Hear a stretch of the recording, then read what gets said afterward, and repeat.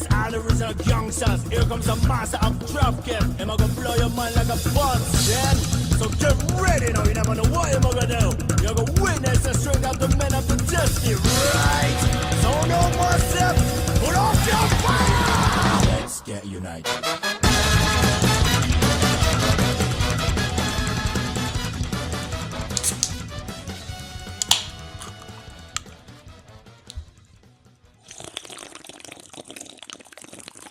Whoa, that was extended. Little slurp, bitch. That's right. Slurping it up. That's what Slurp we do. it up. That's what we do on this podcast. Slurp it up. Whoa. There's something slurp now. Shout out to all you Long Box Heroes After Dark listeners. That's right. All you makeupless Kiss fans. Did you listen to Todd's Mount Rushmore Kiss songs? I did not. Oh, I did man. see your you telling them, but I don't know what it is. So I don't spoil it for me. I'll listen. All right. Okay. I'll listen. I want to judge accordingly. Okay. All right. As to who knows, I'm very particular. I don't know if I'll be proud of them or not. You'll be very proud of them. Okay. I'm very proud of them. Do we share a number one best Kiss song? No. No. Okay. But, you know. All right, then Todd can be wrong. All right. Todd's got a hell of a list. He'll never hear this. Unless I play it for him. Oh, is it Songs from the Elders' favorite album? I'm not going to spoil it. Okay. You just need to listen to it when it comes out tomorrow morning for the He's poors. a big Psycho Circus fan. I was a big Psycho Circus fan, actually. I saw Oscar posted a video the other day, like just a picture of her with the Psycho Circus playing. Nice. Just like, what are you doing? Knock it off. Here is the Psycho Circus. Well, because the comic, they did Psycho Circus comic, which I had all the issues of. They had the toys from Psycho Circus. It was like their comeback. Yeah, didn't McFarlane make those? Yeah. Yeah, because Image put the comics out. The art was cool, like Image style. And yeah, so welcome to Wrestling, your home for Kiss content on the internet. I'll talk about Kiss all the time. I don't even like Kiss like that, but I just like talking about them. They're fascinating. They really are. Yeah. What an insane band. And their best song is when they sold out with disco. I'm not going to argue that. So Don't. I saw clips from the movie. I saw clips from Oh, yeah. Kiss meets the Phantom of the Park the other day, and I was like, what a fucking movie. I want to give it all to you. Oh, what a fucking song. I was watching... Just want to talk about Kiss again, tonight? welcome to We Need Wrestling. I need Kiss. John Mulaney has a talk show that he does live on Netflix. Now, That's a weird concept. it wasn't funny. We watched it. I put an episode on because I like him, and Bill Hader was on, and I was like, oh, well, these are funny people. Yeah. And Chelsea Peretti, like Conan O'Brien's on an episode. I don't know if Conan, but I put on the Bill Hader episode because Bill Hader's always got good stories. And Richard Kind is his announcer, the guy from like Spin City and a bunch of other things. Sure. And the show opens up with a disclaimer, and it's like, warning, our announcer Richard Kind fell and hit his head and is recovering from a serious head trauma. But for the time being, thinks that he's Gene Simmons. And then they show him, and he's dressed like Gene Simmons. But it's like he thinks he's Gene Simmons, so he'll be dressing like Gene Simmons. Okay. But it says not Gene Simmons in Kiss attire. Gene Simmons how he dresses day to day. And so, Richard Kind is doing a Gene Simmons impression the whole show, and he's got like the flattest wig on and the baseball cap, and he's doing the Gene Simmons voice, and it's the only funny thing on the entire fucking episode. That's pretty great. Because I need to see this. Because if you know Gene Simmons when he just does regular Gene Simmons shit, it's hilarious. He is one of the least self-aware people on the planet. Absolutely. But also a guy who is like a complete another idiot who wore platform dragon boots for 90 years, but married Shannon Tweed in the 80s and won life. So can't argue that. But come on, man, he's fucking and you know, licensed the Kiss Demon, like to bring it back to wrestling, because this is We Need Wrestling. It is true. That is the name of the show. You're not wrong about that. I am Brett. That is, and I'm DJ. What up? How are you, pal? You know, I'm alive. Yeah. It's about the best I could do this week. That's about all you're getting out of me. I was going to Eddie Vedder it, but we'll pass on that. Or POD it. I feel so alive. No, I don't feel so alive. I'm just am alive. That was a song about God. The POD song? Every song about that. Yeah, I thought all of them were. Was Southtown about God? I don't know. What does POD stand for? Prophets of... Nope, Payable on Death. Oh. Actually started out as like a hardcore band. Yeah, but a Jeezy one? Jeezy, yes. A young Jeezy hardcore band, yes. Yeah, Payable on Death. I saw them once over where the Voodoo Lounge was in Luzerne. It was very sad. In the beginning or at the end? Yeah, well, they're still going. Well, but like, was... This is we're well on the downswing. All right, it's well after the MTV peak. They played the Voodoo Lounge. Yeah, come on, site of Rick to Life. Yeah. Wow, okay. Come on, Youth of the Nation. Yeah. Said taking the test out your two to the chest. Yeah. The youth of the nation. See? You got it. Oh, Let's yeah. go. I mean, it was everywhere. Yeah, it was. They were That was a big song. Yeah. I feel feel like Here Comes the Boom. I hate that fucking song. That song was big. Yeah. Oh, WWE used that, didn't they? I'm sure. Dude, it's been used by like Yeah. bull riding, fucking everything. Well, and then they named that Kevin the King of Kevin, Queens. yeah, Kevin. I was gonna say Doug Heffernan. Yeah, Doug Heffernan. Yeah, what the fuck's his name? Kevin. Oh, no, Not Kevin Hart. That's what I want to say Kevin too. Smith. Nope. What's his Kevin James? Kevin Federline. He did that weird dumb MMA. He got in shape and they did that MMA movie. Well, he's always been a massive MMA fan. Sure. Like there's an episode of King of Queens where I think it's like Frank Trigg does a cameo. Oh, that's weird. Boss Rutan, Oh, Randy okay. Couture. All right. Very, very strange. Okay. They were bouncers at the bar that they went to, I'm sure. No, they were rival fighters for the other delivery company, and they get into a big fight with Doug Heffernan's IPS. Okay. I like it. Doug Heffernan gets his ass beat. Well, there you go. But he got to go home to Leah Remini, so it all worked out in And the Lou end. Ferrigno was his neighbor. That is true. Lou Ferrigno was his neighbor. Damn right he was. Yeah. Jesus Christ.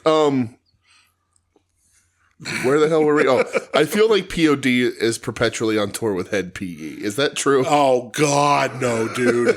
Absolutely not. Head PE is the band. I mean, it's definitely like Juggalo music. Oh, really? Head PE's Juggalo music? But they're not. I mean, they rap, but They're not it's like Twisted. new metal. I'd probably rather listen to Twisted. Okay. There's a funny video. I think Catatonic Youths put it out a long time ago with Head PE. They're doing like a live stream, getting questions asked to him, and it's just like he'll stop in the middle of the song. He's like, 9/11 was an inside job. Oh, Jesus Christ. Then he'll say something about, he's like, Hillary Clinton got a fat ass. I didn't know that Head PE got a cabinet position.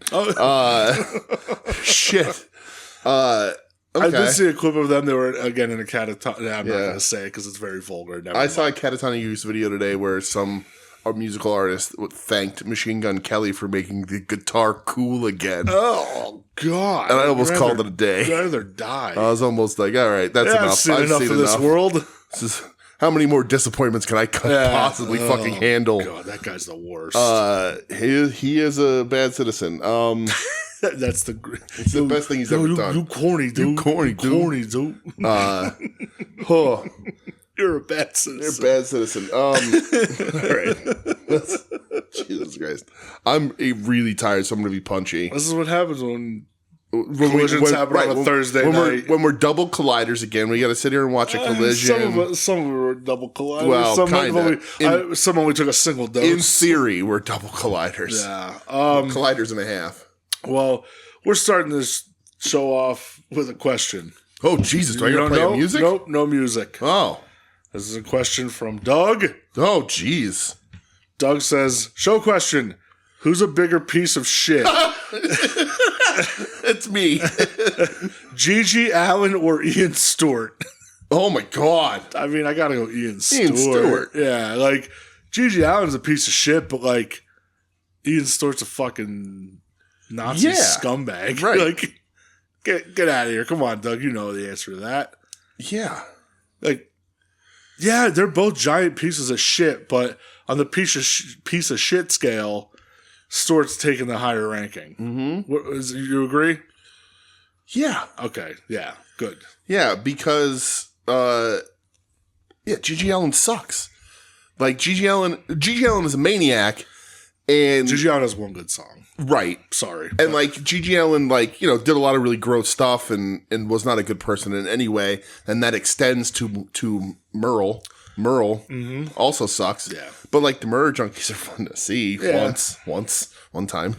One time at backstage, But that's when I saw that. Were you there for that? no, I wasn't. No, I don't think so. I think that's where he put a drumstick up his butthole. Yeah. Yep. But he's not a neo-Nazi. No. At least not outward. No. He did at least lead the movement. Yeah. Yeah. So Ian Sort's the answer to that all fucking yeah, day. 100%, Doug. That's a bizarre question to write into a wrestling show, but okay. Yeah. Doug, you're the best. Thanks, Doug. Good seeing you on this past. It's like, let's see him. He just asked a question. You sent a picture with it? No, it was good seeing him this past Saturday. That's true. Which we'll talk about in a little bit. Oh, yeah. We can talk about that on this week's show. Yeah. Wrestling news. Yeah? I only have two things. Okay. Ooh, excuse me. Whoa. One happened on Monday night. Zoe Stark completely blew her fucking knee out. Not good. Not good. That was scary. Yeah. I was like, oh, fuck, Kairi Sane's back. That's awesome. And then I saw Zoe Stark in that clip, and I was just like, I'm not.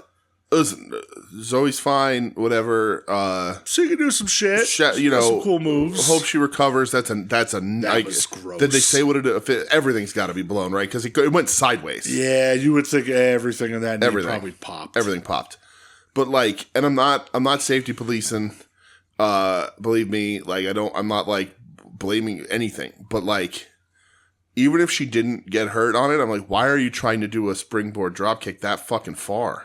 Yeah, I don't know if it's a timing issue. Yeah, like, but oof. You were really far. Like, are you Rob Van Dam here? Like, you were really fucking far away. That was gnarly. But oh boy, yeah.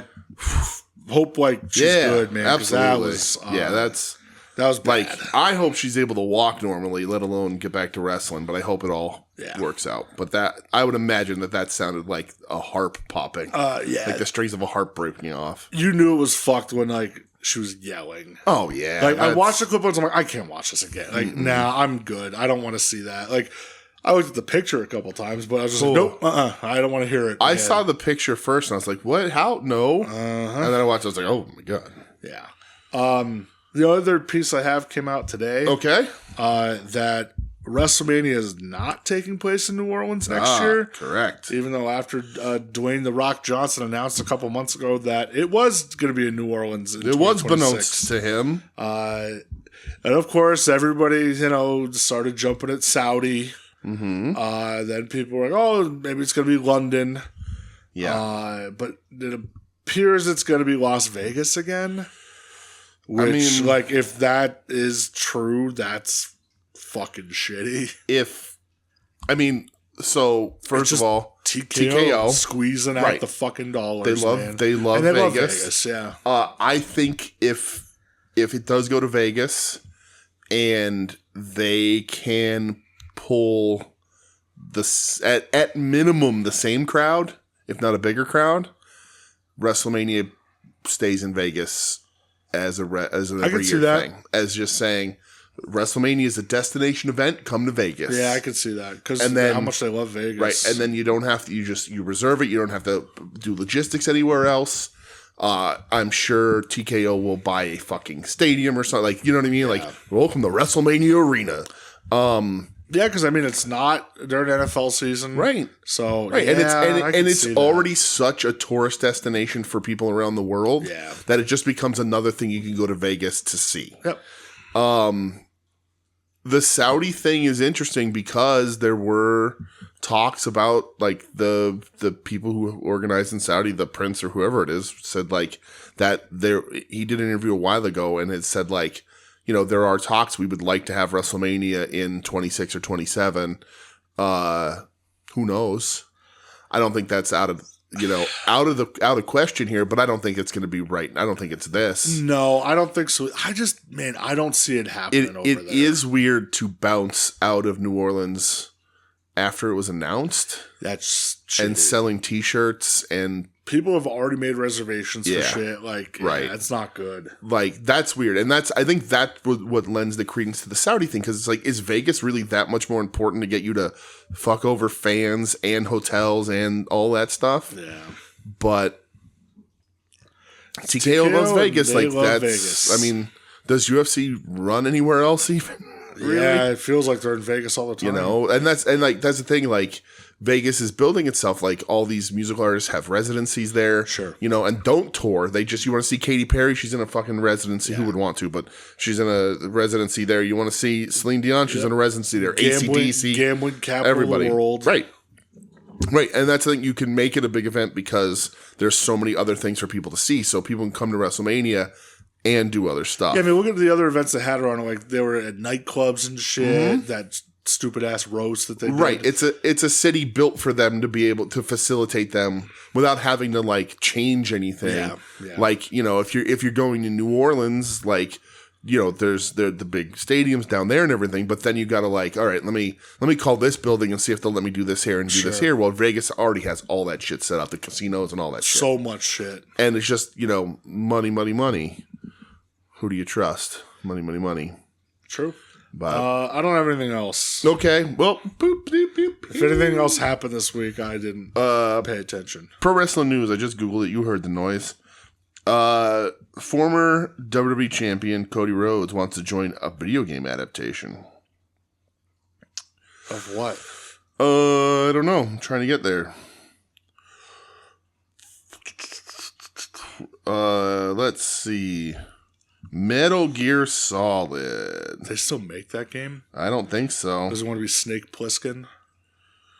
What a fucking... No, Snake, Solid Snake, not Snake Plissken, although it was based on him. Yeah. He wants to be Solid Snake. Revolver Ocelot or Cyborg Ninja. Sure. Cool. Kevin Nash, nobody sells in today's pro wrestling. They register. Okay. Nash is on his old man shit.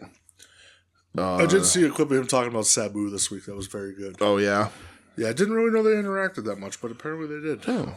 Mr. Kennedy talks about helping Tiffany Stratton. He should maybe say that he didn't. Not mine.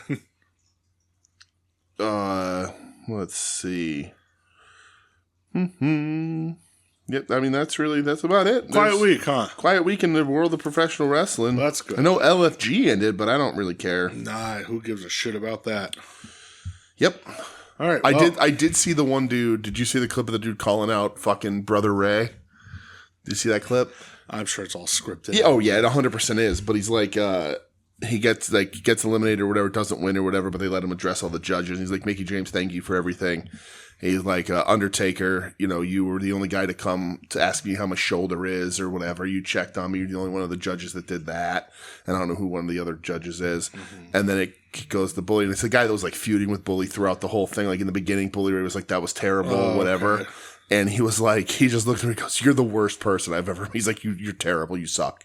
Like, you're a horrible coach and you're a bad person, basically. And I was like, that's hilarious. Should have ran up there and headbutted. Should have. That's the thing. You want to make me think this is real? Walk up there and beat the shit out of Bubba. Beat his ass. You think Undertaker's going to fucking hop in and stop you? He's an old man.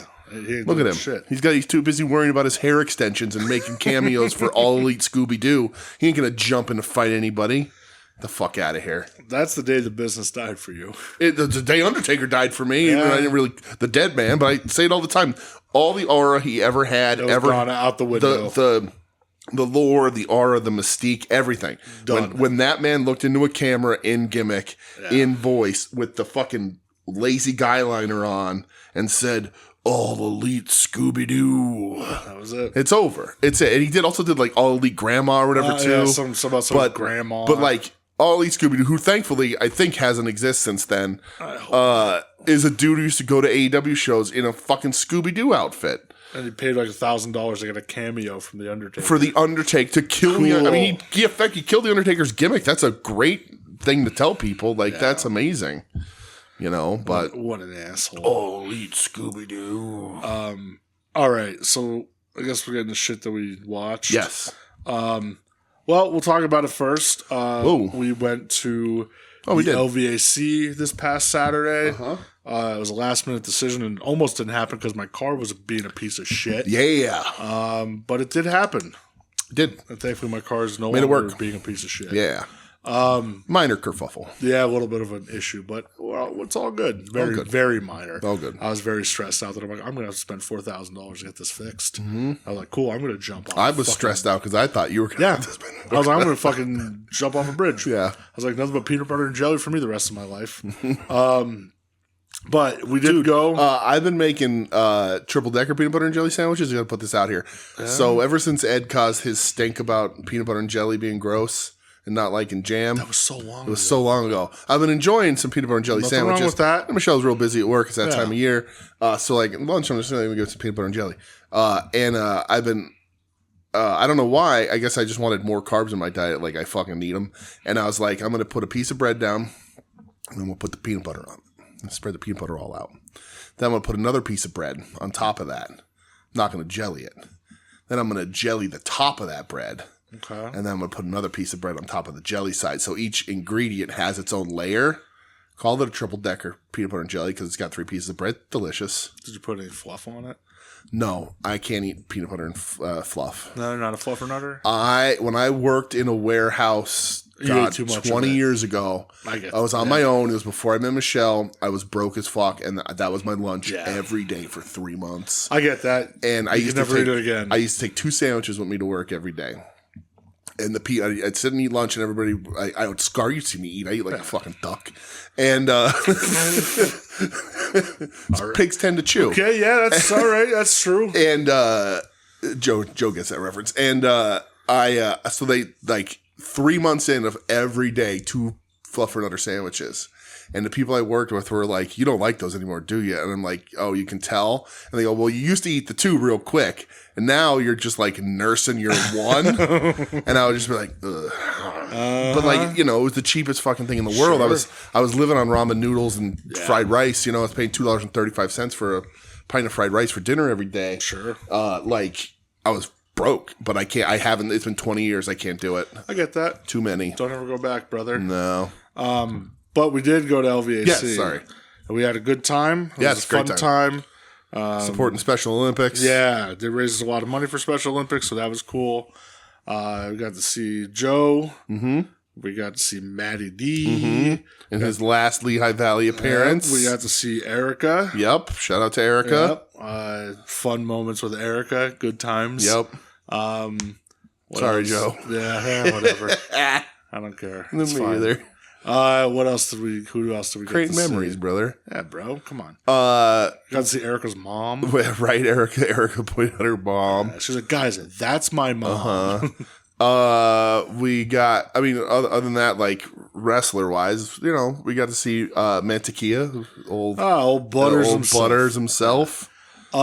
Dude, the main event, Dan Champion looking like Hogan in '87. One of the craziest things in my entire life. There were children just like trying to make him Big Dan come back to life. This is the blow-off feud between Big Dan and the Big Dan Squadron against the Order of the Neo Temple, the whatever the hell they're calling themselves nowadays, the Hollow Ultramantis, Hollow Wicked, Delirious, Frightmare. Dan gets laid out in the bleachers by us on a platform, and he is passed out. Took a pile driver. Dead to the world. And La Chica's getting beat up. The Ultimo Ant's fucking laid out. Everybody's done. And they're just taking advantage of him. And Dan's laid out all the way on their side. And all these little kids are up in the rafters. They come running from every single point in the building. It was actually insane. They're sliding notes under his face to try and get him to read. They're like, get up, Big Dan. Big Dan, get up. Come on, Dan. It was crazy. And like 20 kids surround him in the bleachers. And they're just like they're pushing, shoving him, shaking him, trying to get him to wake up. Just completely bought in the exact way that professional wrestling is supposed to be for kids of that age. Like, just really, really great stuff. And then, like, Dan, being a professional, fucking no-sells it the whole time. Yeah. And then, like, the arm twitches. He gets a little flick of the wrist, and the kids are like, "Whoa!" And then Dan, and then the crowd catches on, so the kids got to start the Big Dan chant. And then Dan just gets up, and it is full-on Hulkamania, Danamania. It was Bigamania. Ridiculous. Yeah, it was insane. It was absolutely fucking ridiculous. Yeah, it was awesome. Yeah, they get the win. Yeah. Crowd comes into the ring. That was going to be a Public Enemy moment, but it wasn't, thankfully. Nope, thankfully. Yeah, man, good times at the LVAC, always. I got to tell Ultraman Black that Doug Gilbert was better than him. Yeah. Yes, you sure did. And he agreed. I may have got a, was that you in the Youth of Today shirt messages this week? Oh, yeah? That's funny. So, that's the boss. So he looks. Yep. Yeah. He noticed. And you should have been like, yeah, my buddy's me. the one that told you you were as good as Doug Trust Pepper. me. He's in the know. Yeah. All right. That's funny. But yeah, good times had by all. LVAC, always a fun time.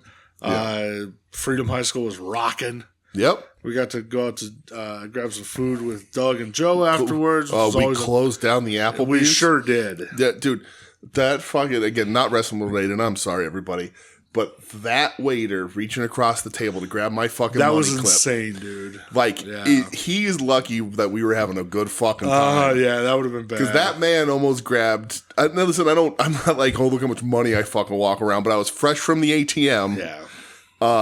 Like, that dude was like, because, you know, we were going to leave the tip after we paid because we were hanging out. And we tip well. We always take care of the people, especially late at night.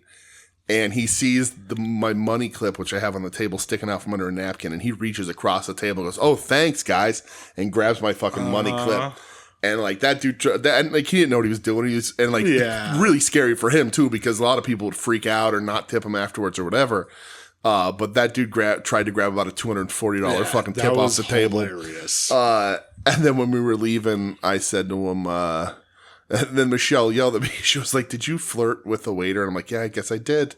Because when we were walking out, I was like, not thinking of the language of it all. Sure. I was like joking with him because we tipped him. He was counting his money, and I was like, "Hey, my money clip's in my pocket. If you want to come grab it again." And he was like, "Oh, is that an offer?" Yeah. And I was like, and then I said, "Come out to the car and find out." Yeah. And I was like, "Oh yeah, I totally just invited the waiter at Applebee's to come give me a handy in the car after a shift. An old fashioned. Old fashioned. Sure. You sure did, you fucking freak.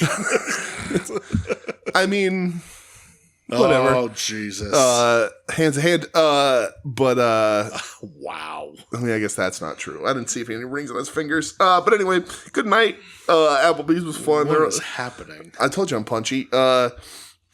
LVAC's always fun. Yeah, good Real times. Rumble coming up with Over the Top. Yeah, some Sunday in July. I just don't know the date right now. I don't remember. 14th, maybe? Actually, I'm a smart boy, and I started putting things in my calendar. I have a calendar, too, because Michelle's so busy, I got to label shit. July 20th. It's a Sunday. Okay. Nice. It's 2 days after I might go see the Wu-Tang Clan in Philly. Oh, nice. So, maybe. We'll see. Day after that Power Pro Lucha show in Philly, also. Yeah, don't they have one on Sunday? Like this Sunday, Power Pro? Yeah. That's a choice. All right. So, let's see. Other shit we watched. Yes. Didn't watch Dark Side of the Ring, as I said I wasn't going to. I just didn't have time. I was going to watch it, but I didn't have time. Nope. Didn't want to feel sad, so I was like, I'm not watching this. I heard it's sad, but that the end of the episode is very nice and uplifting with her family and all I'm that. sure. Yeah. And great, but, just... Yeah. Next week is the season finale on Muhammad Hassan. Yes. So that'll be quite the episode, I guess. Yeah. I mean, the dude was given a gimmick that was fucking dangerous. All these years later, people still talk about it, Yeah. So that's kind of wild. Was he with Jinder for a little while, too? No. No. Who managed Davari. Yeah. That's who that was. Yeah. All right. So wrestling. Was he? Sorry. Was Muhammad Hassan like one of the last guys in wrestling that wasn't the ethnicity that he was? That his gimmick was? Probably not. No, because he was Italian, right? I'm pretty sure Italian man. That I don't know, but all right. So I guess his name's Mark Caprani. So that's sounds Italian. Mm-hmm. All right, we'll get into other wrestling that actually happened. Detroit, Michigan. Some that I watched and some that you watched, and that's it. SmackDown, I literally have one thing. Okay. And it's like the highlight of the show to me right now. It's Fraxium. Fraxium versus DIY. Yeah. Fraxium wins. Ooh. Match was very good. Okay. The crowd was actually into DIY, reacting to them, which it seems like it hasn't been in a while. Crowd's definitely behind Fraxium already. Yeah. Already big fan favorites. get louder reactions than Motor City Machine Guns. Is Champer growing the beard back, or is he staying? Is he? Yeah, he's growing it back. So yeah, it was the best DIY he's looked in a while because I feel like they've been a dead act for a while, and I think it's this Friday, Fraxium versus the Street Profits for the tag titles. Oh wow! So think they get him? I don't know. It'd be interesting if they pull the trigger on him already. It feels like they're going to. The momentum's there, right? You know, like if you have them just lose outright, that kind of stunts them a little bit. Yeah, I'll say I was working on the show graphic this week because I get them done a little ahead of time, and I was like, man, there's not a lot doing this week that's like graphic worthy. And I was like, well, let me just look, see what happened on Raw and SmackDown this week. And like Twitter wasn't even fucking talking about it. No. And I saw like the ratings are starting to falter. And yeah, I mean, the only like cool thing that happened on SmackDown, and I didn't even watch it, was Tiffany Stratton drop kicking a chair into Nia Jax's head. Oh yeah, the blood, and her bleeding immediately. But I didn't watch the match because I just why would you? Yeah, like the kids were like, we're gonna go to bed. I was like, yeah, I don't blame you. You're better, yeah. So you don't have to explain "ow my hole" to your nephews. No. I didn't watch Monday Night Raw. Okay. I didn't watch NXT. Okay.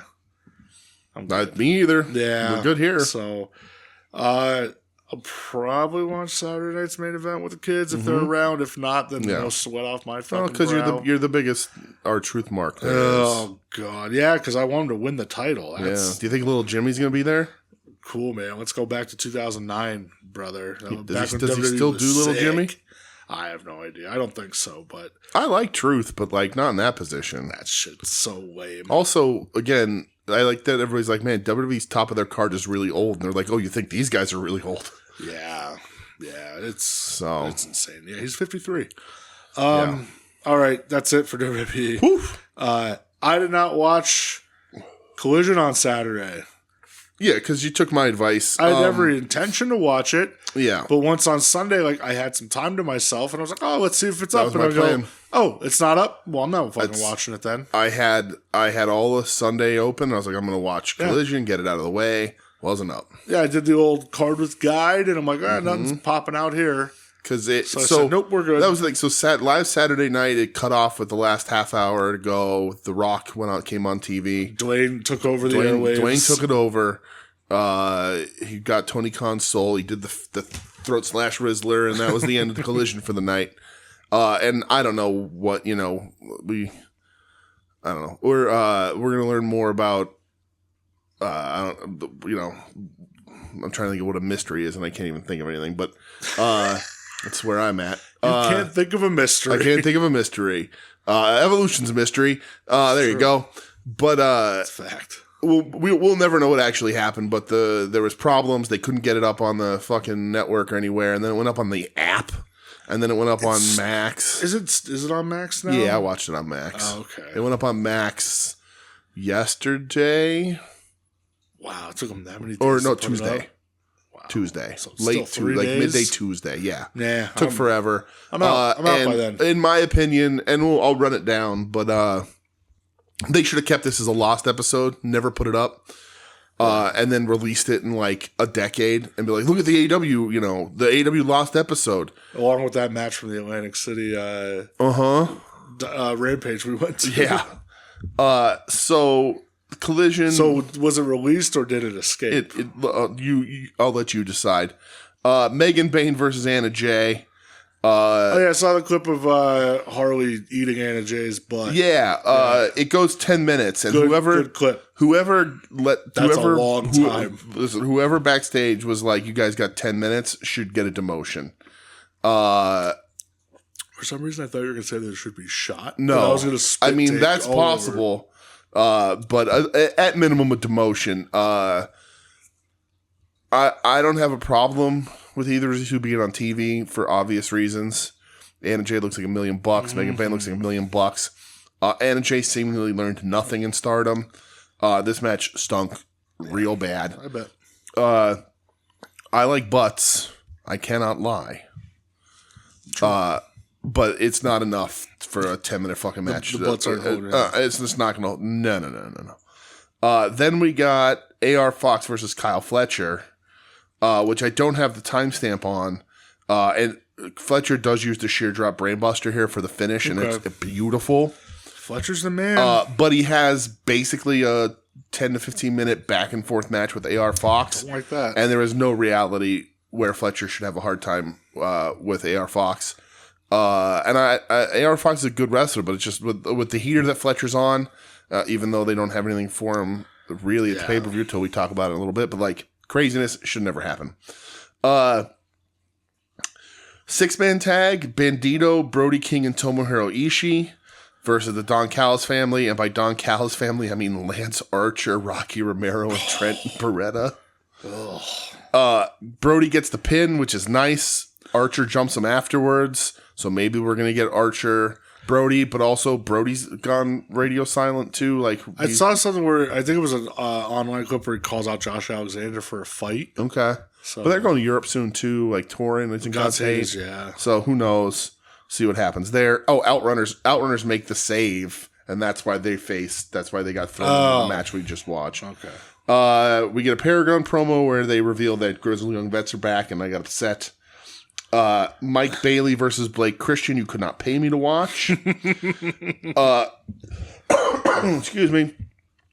Bailey post match has a microphone, and I realized that he cuts a promo in a very similar way to Kenny Omega, which means it's a Canadian thing. Oh, okay.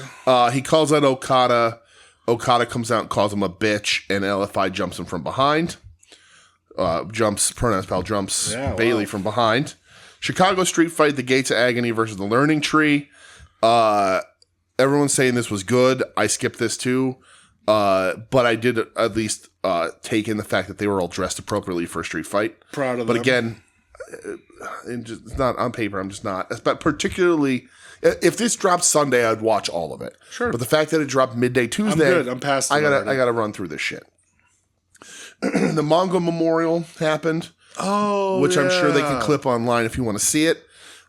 It's not much. Tony comes out. They give you a nice introduction, talk about football, whatever.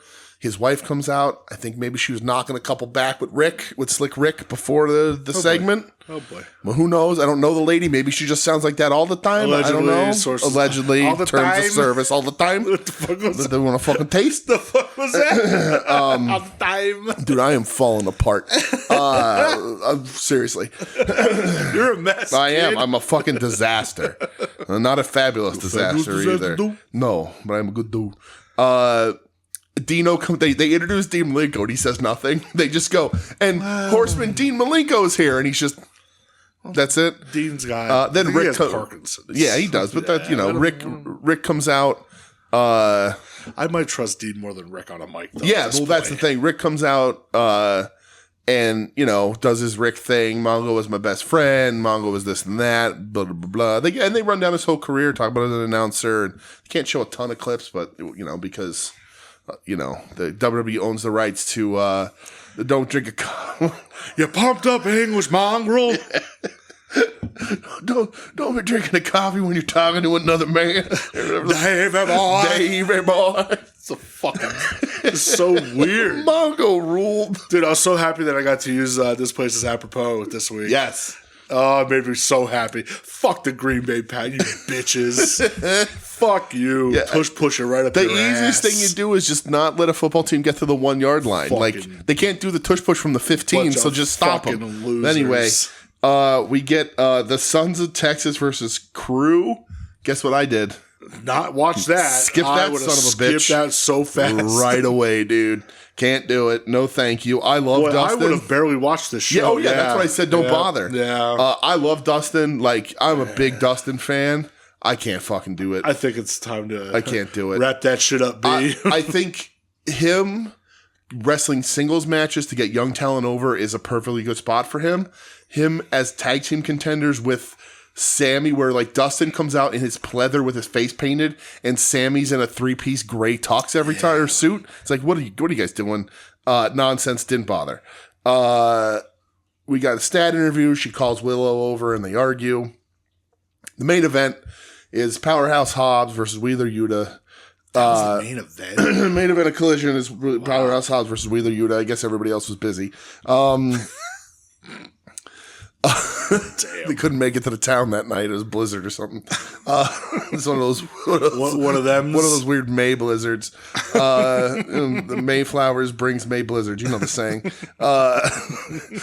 Marina comes. A tale as old as time. Yeah, brother. Marina comes in afterwards. Then Willow comes and makes the save. God bless Willow. Willow paintbrushes Yuta. Fuck yeah, she should have beat Wheeler's ass. Yes, and then they pan to like the Death Riders running away, and Statlander's at the ramp. Like, will she come out? Won't she? Tease with Willow. She didn't.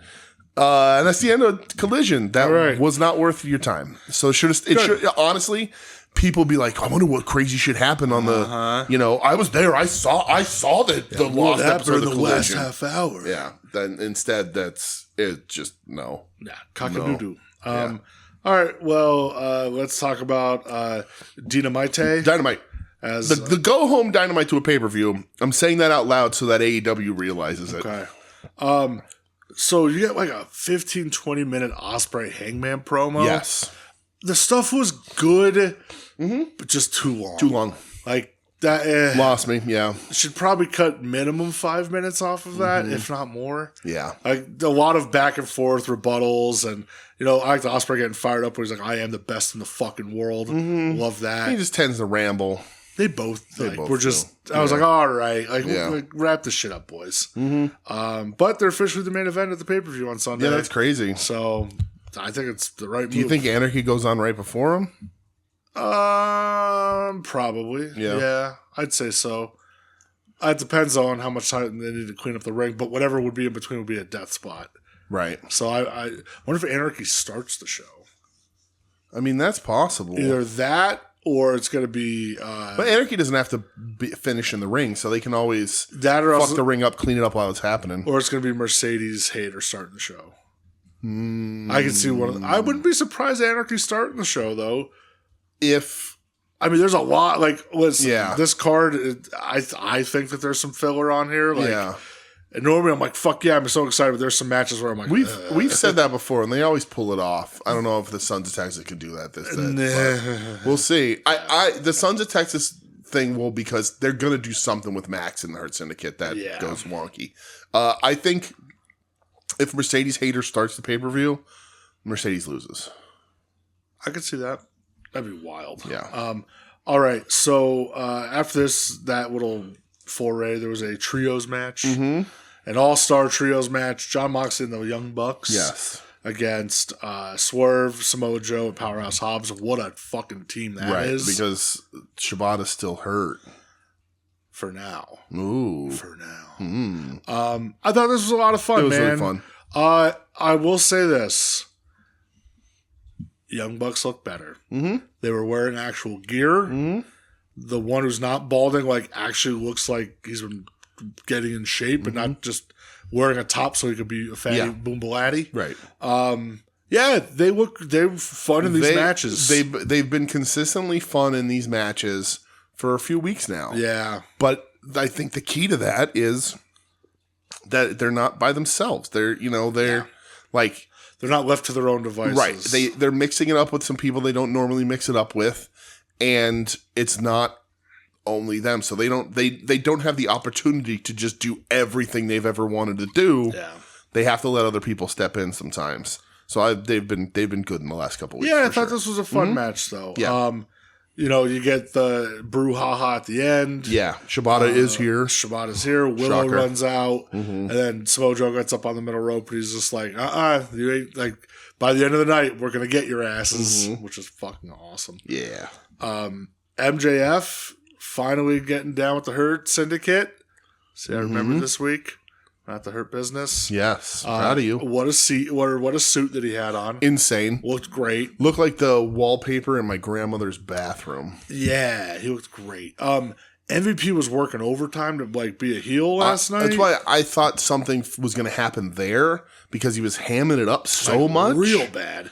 Was he maybe trying to get booze for Max? I don't know. Right. And the thing that made me think okay, something's happening here is because Bobby and Shelton weren't even reacting. They were just standing there. Yeah. And I was like, are we having MVP split off? And that's, MVP and MJF versus the Hurt Syndicate kind of thing. Yeah. I don't know. And who knows? Like, clearly, even though MJF, they do sign the contract, there's going to be some sort of swerve, twist, whatever in it. Because, we're not having a 3-month run with Max and the Hurt Syndicate here. This is blowing off to something. Yeah. But yeah. And then the whole fucking shit comes to such a halt when Dustin and Sammy walk out. What a weird thing. Dude, that crowd was quiet. Mm-hmm. Like at one point, Dustin's got his promo and he stops for I assume a reaction. He always stumbles over himself. And it's just dead. Because of the WWE Live feed on YouTube, I've been reliving a lot of the WCW 2000s Terry and Dustin feud. Yeah. And Dustin cuts promos back then too, where he ends sentences weird, like he forgets, but he pauses to hope that the crowd will pick up, and it just never does. It's the way he does promos. He ain't his pappy. No.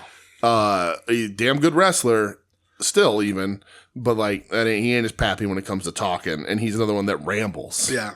And also, somebody pointed this out online. They were like, don't remind people that Sammy's been there for 6 years and this is all he's done. Yeah, he's just ROH. 4 pillars, right? Mm-hmm. Okada has dark hair, so you know he's serious again. Mm-hmm. Ricochet versus Anthony Bowens. R.I.P. Bowens. I said that push is dead. It's dead. So it's got to be, right? I mean, when I saw when he came out and I was like, oh, who's he working? And it was Ricochet. I was like, well, he ain't winning. No, you're not winning the match. But I saw some people finally turn around to kind of what we've been saying here. Like, what is he? Yeah. Is he the pride of pro wrestling? Is he a 5-tool player? Does 5-tool player matter? People are like, he is that good, but it doesn't work as a name and a gimmick. But why does he still have Billy? Why is he still doing the scissor thing? And then when Ricochet came out and the match happens and Ricochet wins with the scissor stab, I was like, oh, Scissor Me Daddy Ass versus Ricochet Scissors. It's kind of right there. Yeah. But they ain't doing that. I think this was just Ricochet is going to beat somebody else. Yeah, it's very weird. Very weird. So, I mean, maybe they're going to try and ladle some warmth off of Ricochet for Bowens down the line. I just felt like a one-off, though. Scissors on a pole match. Just felt like a one-off because Mark Briscoe comes out with the stretcher afterwards. Oh yeah, because the stretcher match. Yeah, which Judy Bowens on a pole match. Yeah, I don't know why we're having a stretcher match. But Daddy ass in a shark cage. Whatever, I guess. I don't know. It's just very strange. I very sincerely don't think it's some sort of weird back-asswards tribute to Sabu in any way. No, because of the Sabu RVD stretcher match. But it's weird. If somebody had been injured in some way. The feud it hasn't even been a feud. No, it's just been random matches. It's just very it'll be good. Yeah, I'm not complaining that, but that's where that's a part where you do look at AEW and go, what are you doing? Mm-hmm. Jamie Hayter, Mercedes Moné. I thought that segment was really good. Brawl was really good. I thought Hayter got herself over tremendously just by talking. And, she's never really known to be a talker. No, and we've been waiting for her to claw her way back into this fucking picture. I just love when she's like, well, if I lose, where does that leave me? Just forgotten again, Thought she was awesome in this. Thought Mercedes was great, dude. When Mercedes fucking mushed her to the ground, that was awesome. Great pants, Miss Renee, shout out. Great pants all around. I was very, very happy with that segment. Haterade was sick. Yeah, dude. I'm excited to see that match. Yeah. Main event: Mina Shirakawa versus Julia Hart. What do we do? Give a pay-per-view, guys. With Tony Storm on commentary. There's barely a match on the show that has anything to do with the pay-per-view from a wrestling standpoint. Yeah, I think there was 3 matches on the show. Yeah, lots of talking, announcing contract signings. Yeah, kind of strange. And I was like, well, maybe Collision, since it's on Thursday, maybe that'll be the real true leading because maybe more people will watch it. Mm-hmm. But really weird. I mean, the Mox Bucks, Joe Hobbs and Swerve, that should have been the end, but they wanted to set up the Joe thing for I'm going to get you later, but they could have done that on Collision. I don't know, whatever. Yeah. If they said that at the end of the Dynamite, no, and then we all knew that they were taping Collision that night. Then they could have done it on Collision, and maybe, spoiler alert, made Collision a little more interesting this week with the lead into the pay-per-view. But I digress. Mina versus Julia, Tony on commentary, which is always a pleasure. She's a treat. She once again asked who pissed in her seat. Yes. I like that she... I'm not making sexual innuendos. I'm making sexual advances. And I like that she yells at Tony Schiavone, and like Taz is like, that's Riccaboni. She's like, oh, Ian! She was so happy to see him. It's very funny. Yeah. So match is good. It's good. I'm very fucking confused by the aftermath, though. Okay. So Sky Blue runs out. She's back with Julia. That makes sense. Right. She's beating up Mina. Julia looked good. Yeah. Tony runs in, saves Mina. Yeah. But then her and Mina start brawling, and Mina goes to the fucking figure 4 on the post, which that's like a notorious like heel thing. Right. But then she just gets up and she's like dancing and slapping hands with the crowd. I'm like, what the fuck? That was weird. Yeah. That was a weird thing. I also did like Tony Storm calling out Mina's song on the commentary. She's like, what happened to that little bop from last week? I prefer that one. Yeah. But yeah, it was like, boy, we're taking it here. Yeah. But then Mina's just like, oh, that was fun. High five, everybody. It's like, what the fuck? I don't know. That's like a notorious, like a brutal move, you know? Yeah. Very weird. So TK did an interview today, did like his media call or whatever, and said that, well, goal of his is the women's tag division, which we've been talking about, you've been asking about here for a couple of weeks. And there's 2 more. Sky Blue and Julia. Yeah. And after this match, Tony and Mina have mutual respect, and they're another tag team. And they go off, they feud for a little bit with Mina and Julia, or with Sky and Julia. And then I'm going to assume that Tony's next challenger before the next pay-per-view is Sky Blue. They run a Sky Blue Tony program. Okay. Yeah, because it's Tony Mina. Yeah, at the pay-per-view. Yeah. And you assume it's going to be, well, it's either going to be Tony Hayter or Tony Mercedes. Right. Yeah. All in. Right. But you throw Sky Blue in I the saw middle. Mercedes was like, why the fuck is Athena not on television? Yeah, it's a great question. I was just like, yeah, you're right. Thanks for listening to the show, Mercedes. I've been talking about that for months, She's years. like, she's unreal, and she should not be pushed aside. She should be featured. I was like, yep, absolutely. It's because she's too good. They should make it. Honestly, what do you do with her? She can't lose. She's too good, and she is probably, honestly, 3rd best women's wrestler on the roster, maybe from a pure wrestling standpoint. Sure. Like, she's not a better character than Tony, but she might be a better wrestler than Tony. Yeah. At least does bigger things. Tony's character is complete in everything that she does, but like, she's better than Sky Blue, she's better than Julia, she's way better than Anna Jay, she's way better than Harley Cameron. Like, so like, she comes in and it's like, okay, you're immediate top 4, like, Your top 5 is like Mercedes, Tony, Stat, Willow. Well, not in that order. I think Willow's better than Stat, but and then Athena if she's up there. So it's like, okay, well, how do we make this work when we don't have any plans for her? But it's real dumb. Very strange. But if you're out there and you're like, I watch Ring of Honor every week because I want to see Athena, email the show. I'll send you a lollipop. You know, like we said a long time ago, like, oh, well, if you like Athena so much, why don't we watch Ring of Honor? But realistically, like, it's hard. Right. Like, I mean, it's just not, I don't know, it's not feasible to me. Right. Like, it's like, I only have so many fucking hours of the day. Right. Contrary to popular belief, I don't spend all my free time watching wrestling. Well, and also, like, it also goes to a lot of other things where it's like, am I going to watch the one good thing in a shitty thing? It's like, I don't think so. Malik Neighbors is a hell of a football player. It doesn't mean I was going to watch Daniel Jones throw him the fucking football for 17 games. You know what I mean? Like, it's like, that's a good comparison. I'm going to tune in to Ring of Honor weekly to get to Robin Renegade versus Athena 6. That's what we're doing.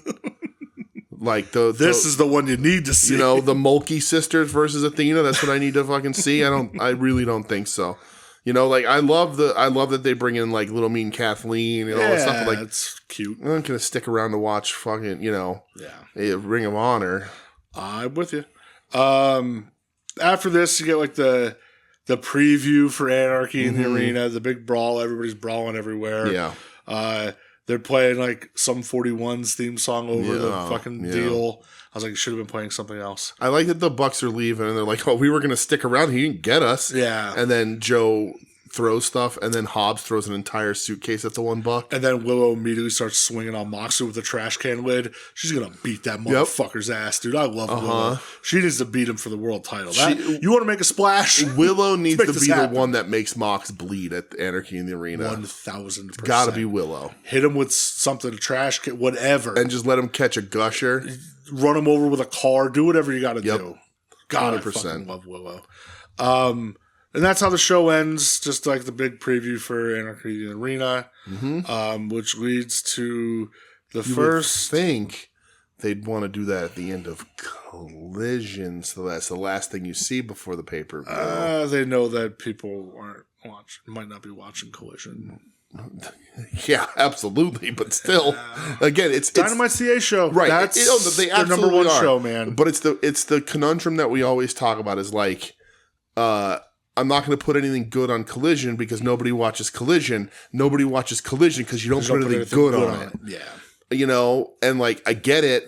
Although they're like, before you had, right. And tonight, there's been good stuff on Collision. For sure. But main feature stuff. It being the Thursday, it airing on a Thursday, I think would be easier for them because even if people don't watch Collision, that gives you Friday and Saturday to push that ending segment out on social media as the end. Be like, this is the last thing you saw on TV before we go. Because, that used to be what it is. The last thing you'd see before pay-per-view. But whatever.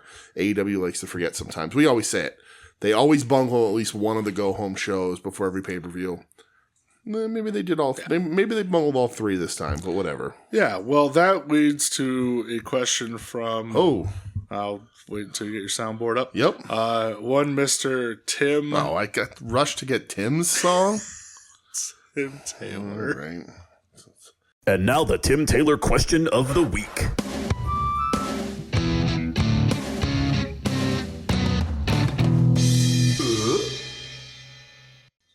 Tim, I'm punchy, buddy, so this is a bad week for you to write a question.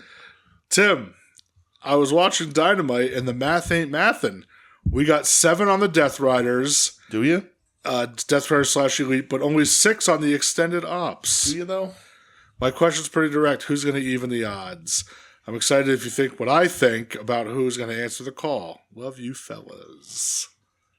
Tim. So it's 6 on 6. It is. It's not 7 on 6. Gabe Kidd's not in the official graphic. No, Gabe Kidd's roaming around. Right. Because he's a madman. He's a madman. You don't know what he's going to do. Right. He fucking rules. Right. Yeah, I think everybody's been Tim, I talked asking through this. who this is going to be. I thought the end of Dynamite was a perfect moment when they were in the ring and shit was breaking down and Gabe Kidd was in the ring and the rest of the Death Riders left. I was like, here's the moment. And I was waiting for that music to hit. We know who it is. We all want Eddie Kingston to come back. It makes sense for him to come back. Why is Gabe Kidd involved in this if it's not Eddie? Because we talked about it last week.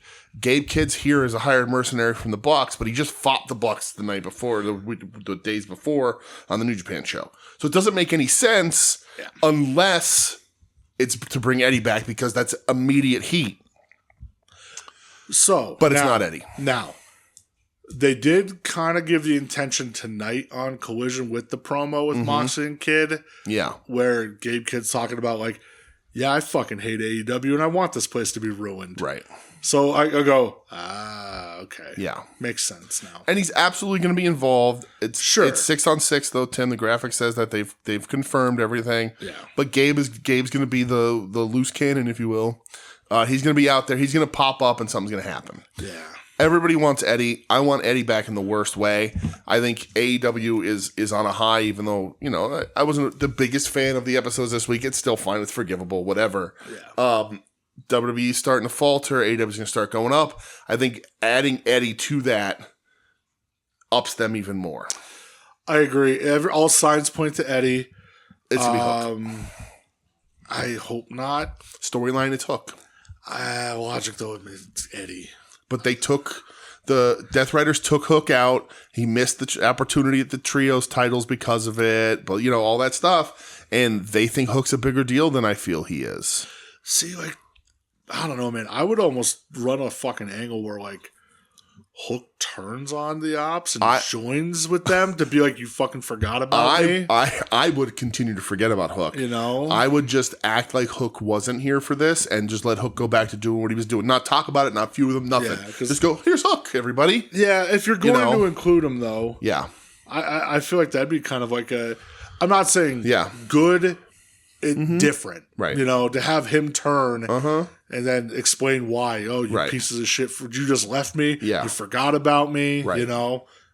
There's intention there. But there's also another big looming name coming back to AEW very soon who just happened to climb Mount Everest. So right, but he ain't back. No, they already said he's not going to be back this Sunday. So because I don't have the intention of being a downer in this way. But the majority of people who climb Everest that don't make it die on the way down. The way down is harder. Yeah. Sure so, is. like, it's amazing that he got there. He planted the flag. Yeah, good for him, man. It's also still fucking crazy. But for all you people out there with the JBL shit, he didn't climb Everest. He fucking chickened out. It's just because people were posting because JBL climbed the mountain next to it. You know what I've been doing to those accounts? Blocking them. Yes. Nice.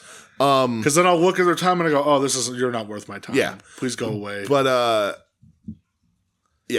Darby's got a long trek ahead of him, I think. I would be shocked but he's got a long trek. So, yeah, it's going to be a long time, man. But it's awesome. That's really cool. Good for him. Good for him, I guess. I still wouldn't have, let him fucking leave the program like this while the shit was happening because I think at almost every turn of the Death Riders program would be improved by having Darby there because even the shit that has sucked, you at least have Darby doing something stupid. So let's chat a little. Yeah. Chat me up. You know what? Do I want to chat now or do I want to jump ahead? No, I'll ask you a question next week if I fucking remember. Ooh. If I remember. Okay. Because I want to see the result of the pay-per-view. Okay. Because then I have questions. Okay. So. Tim, there's your answer. Yep. Hope you like it. So, all right. Not the answer you want, but it's the answer you got. That's right. We have Collision from tonight. I thought you were going to bring another question on me. Jesus. No. Yes, Collision number 2 that we just watched live. Collision 2. Electric Boogaloo. So I was like, I'll remember things, and I just wrote down certain matches, and I don't remember the matches. Who's in the trios match to start? Oh, isn't it RPG Vice? Yeah, to Big Take in RPG versus the Outrunners and Bandito. Yeah, because we got the contract signings with Nigel. My God, that went on so long. It went so long. Again. They love these talking I was like, another this 15, 20 minutes too long. Tony Storm's Pussy's on the Prowl. Sorry, this Pussy's on the Prowl. I guess that's different. Whoa! I guess that's different. That's different. That's different. That is the most weight the word "this" has ever carried in a sentence. Yes, sir. Maybe in the history of the English language. Yep, little different, pal. But either way, well, she said before she's not making sexual innuendo. She's making sexual advances. Yeah, so there you go. God bless that woman. But Big Take and RPG Vice versus the Outrunners and Bandito, it was fine. It was a match that happened. It was a match that happened. All right, moving on. He was a man. Mercedes Moné versus was her name Reina Isis? Reina, I believe, because of the ISIS. Well, so ISIS, the mighty ISIS. Yes, because you're saying ISIS, but technically that organization was ISIL. I suppose technically it ends in an L. But they were saying like ISIS because of the language difference because she's from CMLL. Yeah. Yeah. Match was fine. Mercedes looked great. Yeah. Mercedes looked great. I don't know why I typed this, but my note just says CNN, so I'm assuming they're going to be on the news. I don't know. What? I have no idea why I typed that. Maybe I was trying to type CMLL. I don't know. Probably. But yeah, I thought they had a fun little sprint here. Mercedes again looking great. Always. Save the ending really nice because that was... Hater comes out at the end, stands on the ramp. They have to be separated by security. Yes.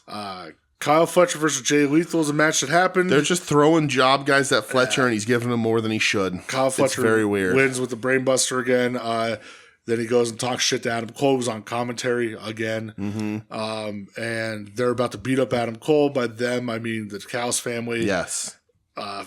Fucking O'Reilly and Roddy make the save, which then that sets up them versus the grizzled young veterans. Yeah. And listen, the match was better than I thought it was going to be. Match was good. If your match is better than I thought it was going to be, I will give you credit. Right. Congratulations. You know, it really was. I thought they worked well together. And I was like, I'd actually like to see them kind of run that back a little bit. I would like, I liked it. Again, you're working Kyle and Roddy. Yeah. Congratulations. You're working two really good workers here. They held their own, though. They absolutely did. I don't like GYV, but I don't think they're bad necessarily. I just don't like them. Yeah. But I wish somebody would get the one with GYV with hair. Is that James Drake? It said it on his ass. Okay. Yes. I wish when he before he came out, like at Gorilla, when he has his little half a mask, skull mask on, and he's like, yeah. I wish somebody would just put a mirror in front of his face and be like, dude, this don't work. Drop that, bro. This doesn't work. You're walking out with a bald soccer hooligan. Yeah. And I know a bald soccer hooligan. Oh, boy. And they're not tough. So they're in fact made of glass. So glass and stupidity. That's what they're made out of. And alcohol. That was a later addition. Yes. But the match was pretty good. So Yeah. I'll give them that credit. And that leads to them making it official for the pay-per-view. Yes. Paragon versus what Callis is referring to as the big three of the Callis family. I'm calling them Callis family A-team as opposed to Callis family Callis B-team. family Hollywood. Yeah. Well, Wolfpack was cooler, so I'll call it Callis family Wolfpack. Okay. Which is Takeshita, Fletcher, and Josh Alexander. So that's on the pay-per-view. Another match added. Yep. With another heatless match with added. a fucking the most minimum build of all time. It'll rip. Sure. But yeah. And also they announced for the pre-show, Megan Bain and Penelope Ford against Anna Jay and Harley Cameron. Right where it fucking belongs, brother. Josh Alexander beats up AR Fox pretty quick. That's, again, a match. AR Fox just getting tossed around like the Callis family. I did like Adam Cole was put over AR Fox on commentary. He's like, yeah, he's a close friend. And Callis was like, how many close friends do you have? Is everybody your close friend? You had the Lucha Libre Trios match, which was a fun little... That was really fun, yeah. Fun little deal. Yeah. It was Mystico, Mascara Dorada, and Templario. It's Volador Jr. Yes. And two guys I don't remember. Was it Magnus? Magnus and Rugido? Yes. Roar of the Lion, maybe? Okay, yeah. I briefly, when I was looking them up before... I guess there's some drama with Volador Jr. in CMLL in Mexico. Really? I don't quite understand it. I'm going to mention it here with the hopes that someone who follows CMLL more can inform me in the Discord or via email at weeniewrestling@gmail.com. But apparently Volador Sr. has been bashing Volador Jr. and said that El Hijo del Volador Sr. is better and more prepared for wrestling than Volador Jr. ever was. Brother, I can't keep up. And I really like Volador Jr. Volador Jr. is awesome. He has a cool beard. So, if there's a potential for a better Volador Jr., I'm going to be interested. But I don't know anything about them beyond that I like Volador Jr. Volador Jr. is, in fact, the first Volador I've ever seen. Yeah, me too. So, if you watch CMLL and you can explain CMLL to me, just specifically the Volador Jr. stuff, reach out on social media or email the show. Reach out to Lucha Blog. Don't DM us on Twitter, though, because... Yeah, apparently those are down right now. Reach out to Lucha Blog. That's a great idea. Yeah. I'd say send them a DM, but they ain't going to see it. Yeah, that's a really good idea. But you should. Reach out. That's smart idea. I'm going to do that. Yeah. Show ends with a tag match, which was Speedball Mike Bailey and, as you referred to him, Penn State Nittany Lion Commander. Yes. Wearing the Nittany Lions blue and white, going up against Roosh. That's a specific blue. You're right. It's a blue we've been seeing our whole lives around here. That's true. I fucking love it to death. You know, when I was a kid, was it true? I doubt it's true. There's no way this is true now that I think about it. I shouldn't even ask this fucking question. I'm going to seem like such a fucking moron. But when I was a kid, I used to go to Penn State games all the time. And my stepfather, his dad was a season ticket holder, used to go on the 50-yard line, blah, blah, blah. I love, obviously, my love of Kerry Collins. Of course, absolutely. I was your most favorite drunk quarterback of all time. I was going to in almost every home game throughout like the Rose Bowl season. Like just fucking like the peak. The peak. The greatest college football team ever, in my opinion. Absolutely. Robbed of that national title. Blah, blah, blah, blah. I agree. My stepfather always used to tell me that Penn State's colors used to be pink and black, and they became blue and white because it faded in the sun. Were you ever told that rumor? No, it's bullshit, obviously. But it was like, it was in the 1950s and those were the two hot colors and then the sun faded them out and I was like, what? And like, I haven't thought about this in 30 years. And I'm like, that is the dumbest lie to tell a child. Well, let's fact check the internet. Penn State. Yeah, my stepfather was a piece of shit, so. Penn State pink and black. Yeah. Watch it be true. That'd be fucking hilarious. Well, brother. The original colors from no way from 1887 to 1890. Oh, okay, so there you go. Yeah, that's when they changed to blue and white. That's cool. He wasn't lying. Yeah, that's silly. I mean, he was probably lying for the reason. Well, he was a dumb piece of shit. Well, here we go. Why did Penn State change colors? The pink faded too easily under normal wear and tear. So he just got his dates wrong. Yeah, he was about 100 years off. They were way off, but that's crazy.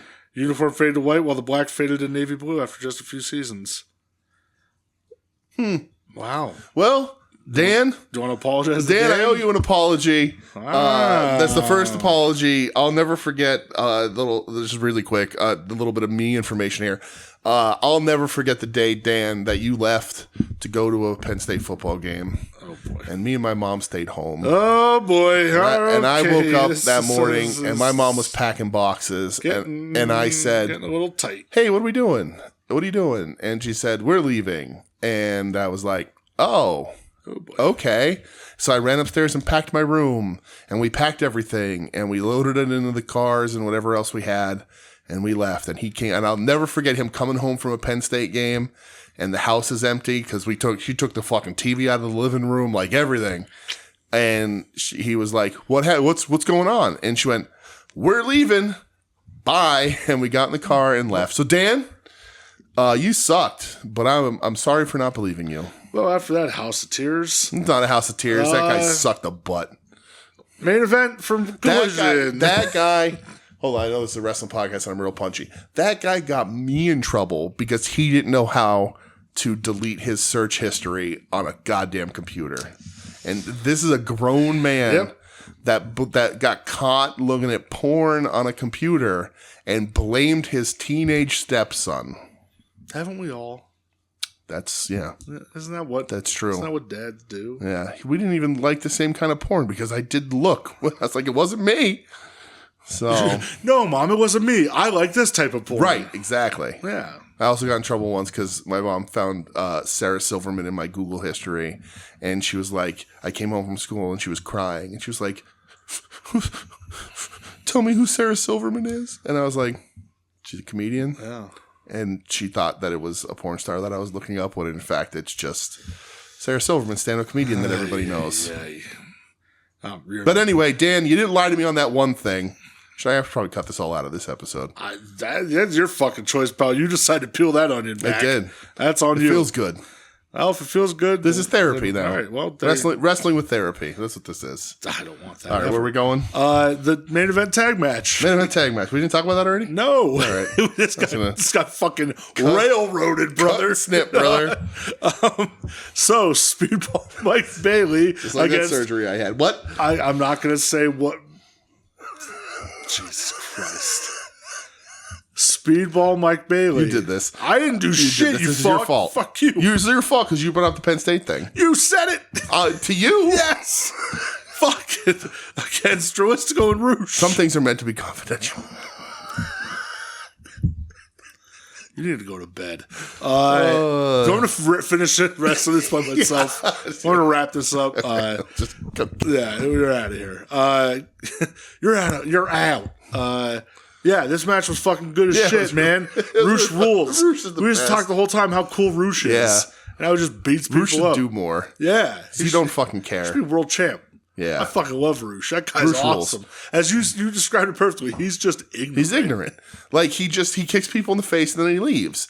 And they're like, "Oh, what's the finish?" I ain't taking that. And he just makes sure that he's laid out outside so that Dralistico can eat the fucking pin. Yeah. Yeah, Roosh rules. He just hurts people. He hurts people. And he's not that way. Oh, he should be in the Hurt Syndicate. He should take over the Hurt Syndicate. Syndicate. He wears great suits. Yeah, he does. That's true. Already fucking there. And then MJF and Dralistico can go fuck off to some corner somewhere.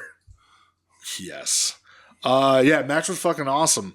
And then Okada comes out and Speedball beats him up a little bit. And takes the belt. And says into the camera, "This belt's coming home to me, Speedball Mike Bailey." And I was like, "Oh, you fucking nerd." Mm-hmm. So, yeah, that's a match that's happening too. Because they had a little interaction during a brawl last week. And now it's happening. The match should be all right. Depends on what Okada we get. Yeah, that's true. Okada just kicks him in the face. Oh, God, I hope so. For real. Me too, man. All right, so that leads to another... That's all of Collision, wow. That's all of AEW for the week. Yeah, that leads to another question. Oh, music? No music. What? Yep. Who's writing these questions? This is a question from friend of the show, friend of my life, Jess. Oh, okay. Jess can write any questions. So Jess says, question for the show. Hey, Brett and DJ, sorry if this is too close to the start of the show. Nope. Just a quick one this week in reference to the rumored John Cena, Travis Scott, and Logan Paul versus Who Fucking Cares match at Money in the Bank. Oh, if that happens, oh my God. Yeah. What happened to the game I love? I'm glad Double or Nothing is this weekend and AEW has been getting their stride again. I need to go back through the year, but nothing in the US has garnered that's the fucking juice feeling for me. Outside of the Tony Storm Mariah May Hollywood ending match. But I digress. Love y'all. Jess, you're fucking awesome. There's been shit in the U.S., though, there's been some juice. Yeah. Is that the question? Yeah, what happened to the game I love, basically. Okay. But, obviously, Tony, Mariah. Fletcher, Ospreay from that same pay-per-view, that was Revolution, that cage match. That was fucking brutal. Io, Rhea, and Bianca from Mania. Match was fucking fantastic. Ricochet and Swerve's feud. Yep. Was really good. Ricochet just in general. Yeah. There's been good shit this year in the U.S. I understand, not as. I mean, there's been good shit. There's been good shit though. It may not be our taste anymore, really, but there's still been good shit. Even in the U.S. outside AEW, there's been good shit. Yeah. Very few and far between. Yeah, I think the problem is that Joshi, the first half of this year for Joshi has been some of the strongest wrestling. I'll tell you what, even that TLC match from the SmackDown after Mania was fucking awesome. Well, and the women's match to open night 2 of Mania was it was that. I mean, that's for me that's the best. So. That was fucking great. Yeah, legit great. So there's stuff, but I understand what you're saying. Ain't a lot of juice, and it's hard too because if. And I don't know Jess's online habits. Hopefully, they're much healthier than mine. But it's also getting harder and harder to cut through the bullshit of people in and around wrestling. Because, if you turn to the left, you have LaGreca on his knees screaming into a camera, looking like a swollen Sally Jesse Raphael. And then... It's true. And then what a description. and then the other side of that you have, the anti-AEW crowd. It's just there's a lot of people yelling at the same sky that don't make a fucking ton of sense, and it's hard to cut through all that bullshit. And it's only going to get worse because if WWE does start to dip, they're going to turn that fucking up even higher. Yeah. So yeah, they're like I said, the most stuff I enjoyed out of WWE this year has definitely been Io and her kind of resurgence and the crowd really getting behind her. It makes me feel great. And Kairi Sane's back now, looking jacked as fucking hot as hell. Yeah, and hopefully Asuka's just around the corner, breaking people's legs. Oh Jesus! But no, I totally get what you're saying.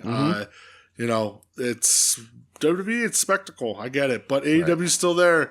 And AEW's been on a hot run. And not every week is going to be great. It's impossible. But, they've been more good than bad lately. So I agree.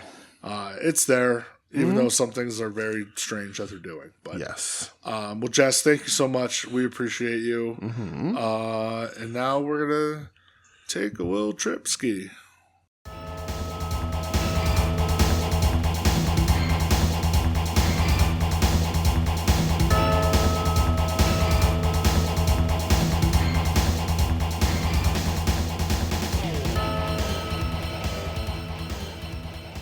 Hey, we made it.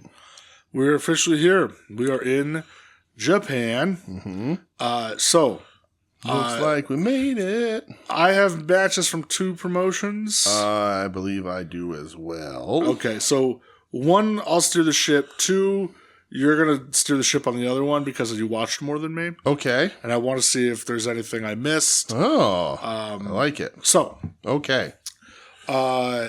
We watched a match from Pro Wrestling Noah. Brother, it feels so long that I almost didn't know the words you just said. I have not watched a Noah match since January. In a long time. And I think that was when... They've had like nothing doing. I think this was the same matchup that I watched when it was when Ozawa beat Kaito Kiyomiya. That's the last time I've watched it. Pretty sure that might have been the January 1st show. Okay. They've been fucking nothing to me. Nothing. Nothing to anybody, really, yeah. But this is...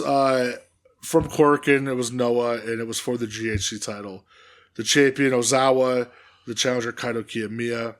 I thought this was fucking You know the stipulation awesome. on this match, right? Yeah, if Kiyomiya loses, he has to join Team 2000X. As like a stooge. As like Ozawa's stooge. And then if Ozawa loses, he's like done with Noah, I think it was. Yeah, something like that. Team 2000X, cool as shit, minus Yoshihashi. Yep. I want one of their shirts because it has a big X on the back. Can't face paint the bullshit away. I'll tell you what, man. I thought this was fucking awesome. Do the rules. I have a problem with it, but we'll get there. But I loved this version of Kiyomiya. The first 2 minutes of this match is the best Kaito Kiyomiya has looked in his entire fucking career. He was furious. They're just straight throwing punches. Beating the shit out of Ozawa and like smiling while doing it. I'll tell you what though, like Ozawa, that motherfucker is swag. I like that dude. He is so good. His offense looks insane. Looks crazy. That elbow drop oh my God. Yeah. Like this guy is awesome. I think it's perfect that he's champ for Noah. Yep. Again, there hasn't been enough to make me watch Noah. The roster's thin. Yeah, like I don't need to see him versus 2025 Kenta. Is Go Shiozaki done? He's hurt. Still hurt. Yeah. He comes back, has a match, and then he's hurt again. That's what happens with him, unfortunately. I miss him. I love Go. I was thinking about him the other day and how we were like, when he's healthy, he's the best wrestler on the planet. Yeah. But he's rarely not healthy much anymore. But this was fucking awesome, man. They brawl all throughout the Korakuen crowd. But man, Ozawa's so good. Yeah. This kid's good. Yes. And he has a cool mustache. Yeah. I like this a ton. I like the intensity, the brutality. I like when there's a point in the match where Ozawa hits a nut shot and the Shining Lancer they kept calling it. I was going to say, a lot of spamming of that. So that's what leaves me. That's what loses me. But the Kaito smiles at Ozawa at one point. I'm like, well, that's sick. Yeah. But there's 10 in this match. There's 10. There's 10. And I don't know what a Shining Lancer is versus a Shining Wizard. They call them the same back and forth. It looks the fucking same to me.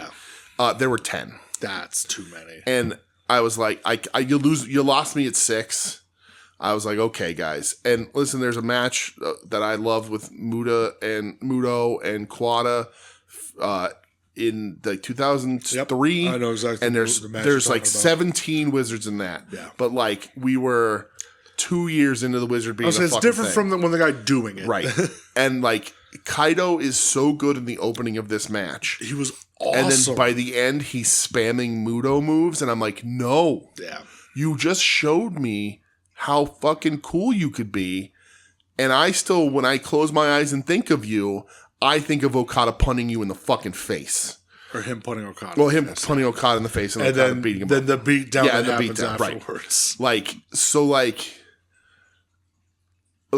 Him punting Okada in the face and Okada just like getting mad about it. Yeah. Insane.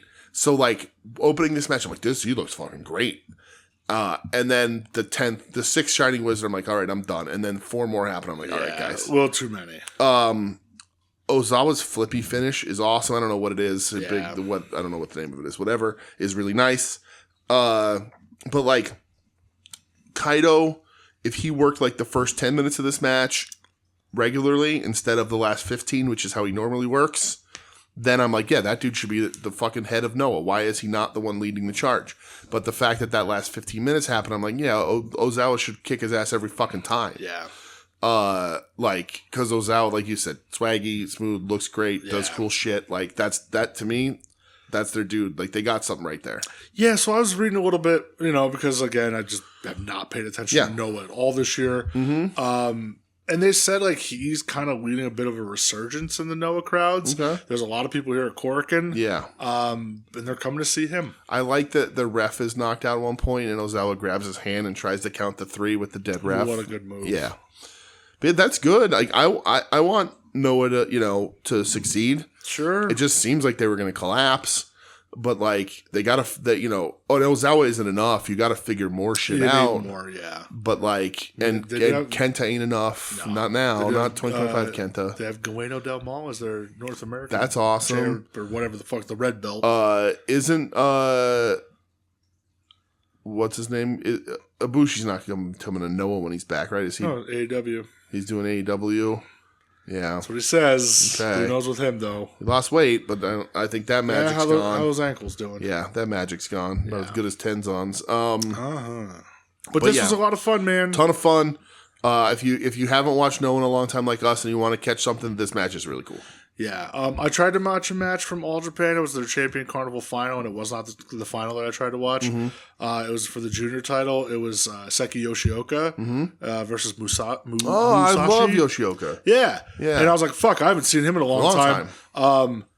My feed kept freezing. Bummer. And the sound was there, but the picture was still. I saw people. And it may have happened 3 times. I go, okay, that's it. Yeah. I am not doing this. I saw people really upset that the other Saito brother won Champions Carnival. Yeah, it's weird. They're good as a tag team, but against each other, that's just going to be a mess. Yeah, no thanks. Yeah, I'm good. Yeah. All right, so before we get into the last thing that we watched, we do have another question. Jesus Christ, people listen to this show? Wow. Sorry. Thank you for sending in your questions. I appreciate you.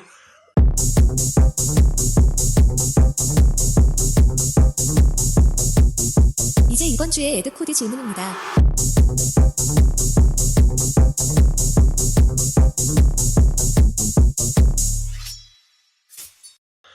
All right. Ed, there's not a wrestling opinion you can have that would really make me mad at you. So I don't understand your dislike of Zack Sabre Jr., but I'm never mad at you about it, buddy. It's just from the Discord. He prefers Shawn Michaels over Bret Hart. Ed's one of those? Yeah. Ed, what are you doing? See? What kind of company do you fucking keep? I mean, there you go. So Ed says, hey there, Brett and DJ, hosts of We Need Wrestling. That's us. I have a question for you that's 2 parts. All right. Number 1, how would you kill Rossi Ogawa? So Rossi making some news this week, talking about Utami Hayashishita, Hayashishita, whatever. What an asshole Rossi is. Known like actual dickhead Rossi. Right. Basically saying like, she's fat. Mm-hmm. She's fat. Yeah, man, fuck you. Yeah.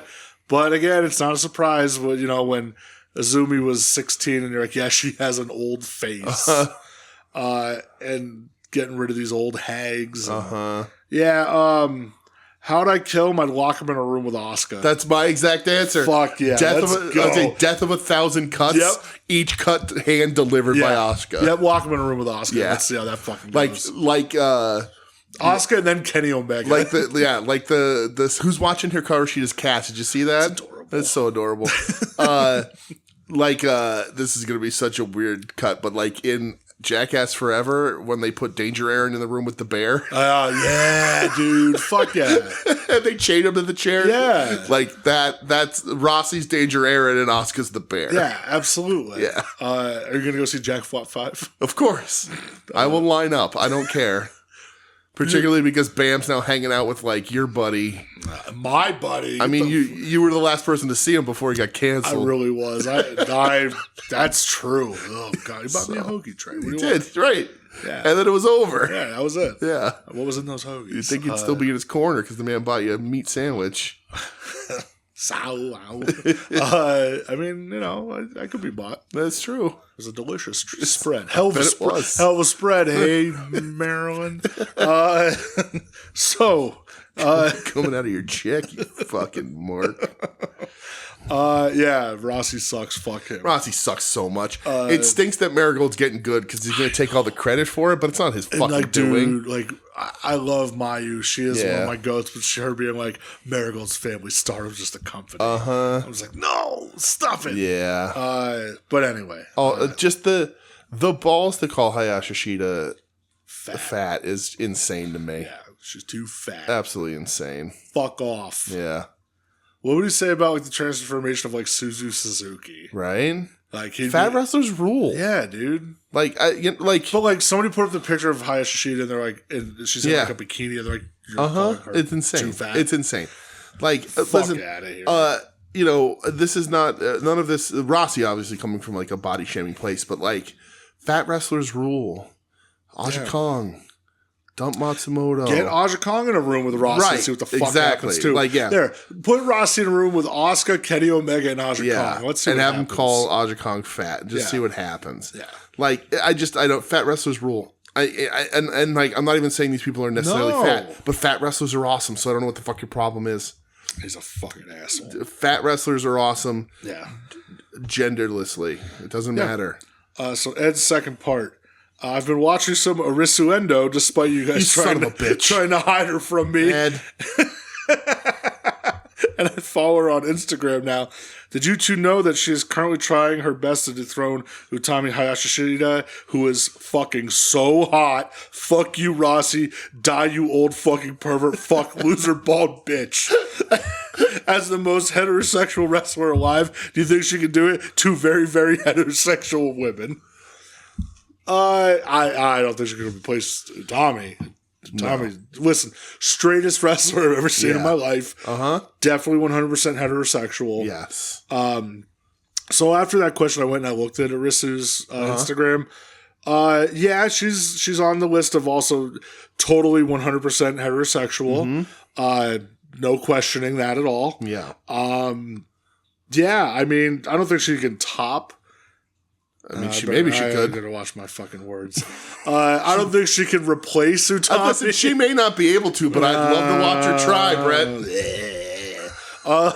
Jesus Christ. This person hit me with a dice clay. I can't. My shoulder. I was say I just heard your shoulder pop. I don't have the shoulder mobility to reach around my own fucking fat head. I'm a disaster, dude. I'm telling you, it's a rough fucking week. What's happening? I'm a disaster. You're a fucking mess, kid. Yeah, your answer's no, Ed. It is no. She can't replace Utami, okay? And also, we haven't hid her from you. God damn it. Hey, Ed's upset about that. And I think we talked to you about how great they were WrestleMania weekend. I love that he was like, today he goes, oh, you guys are just fucking jealous because Takeshita liked me. Right, yeah, because that's the narrative. Yeah, it's like, you guys didn't want me to go to the Tokyo Joshi Pro Show in Philly. Revisionist history, Ed. Oh, my God, Ed, you're a fucking asshole. I love you so Unbelievable. much. Well, Ed, thank you so much for your as always, Ed. Ed, you bring so much light into my life. Thank you. You're one of a kind. You really are. So uncopyable. We will go to New Japan Pro Wrestling. Okay. Their current Best of the Super Junior tournament is starting. Okay. So I will let you go down the line here, and we'll see where we get. All right. Well, I have a lot of descriptions for you if you didn't watch some of these matches. So, I started at night 4. I watched 2 matches because I watched one that you told me I had to watch. I watched 2. So starting with the man that the T in the best of the Super Junior stands for, Ryusuke Taguchi. In my opinion, the MVP of this Super Juniors tournament. If you don't believe me, you will by the end of this segment. Maybe. Taguchi versus Sho. I don't know. Mal might be MVP for the stuff he did today. But anyway, Taguchi versus Sho. You watch this. I sure did. I ended up watching it last night. So Taguchi comes out drinking sake with a bottle around his neck. He chases Sho around the ring to spit sake mist. And sadly, the Tokyo Pimp comes out. So here's the thing, DJ. Yeah. When the Tokyo Pimp came out, I went, why does DJ hate me? Right. Why is he making me watch this? Right. I hate this motherfucker. Me too. No Yujiro. 2025 is extended. But he does show up here, gets a yuck. Yeah. Taguchi then run up through the crowd, and Taguchi tries to leave through an upper door. And when he opens the door, Sonata is there. With his big old rubber boots. Taguchi then gets Yujiro's cane and crotches both him and Sonata and lifts them up and down via the crotch and the cane while the crowd claps. What? The crowd claps along in time. They get to the ring. The bell finally rings.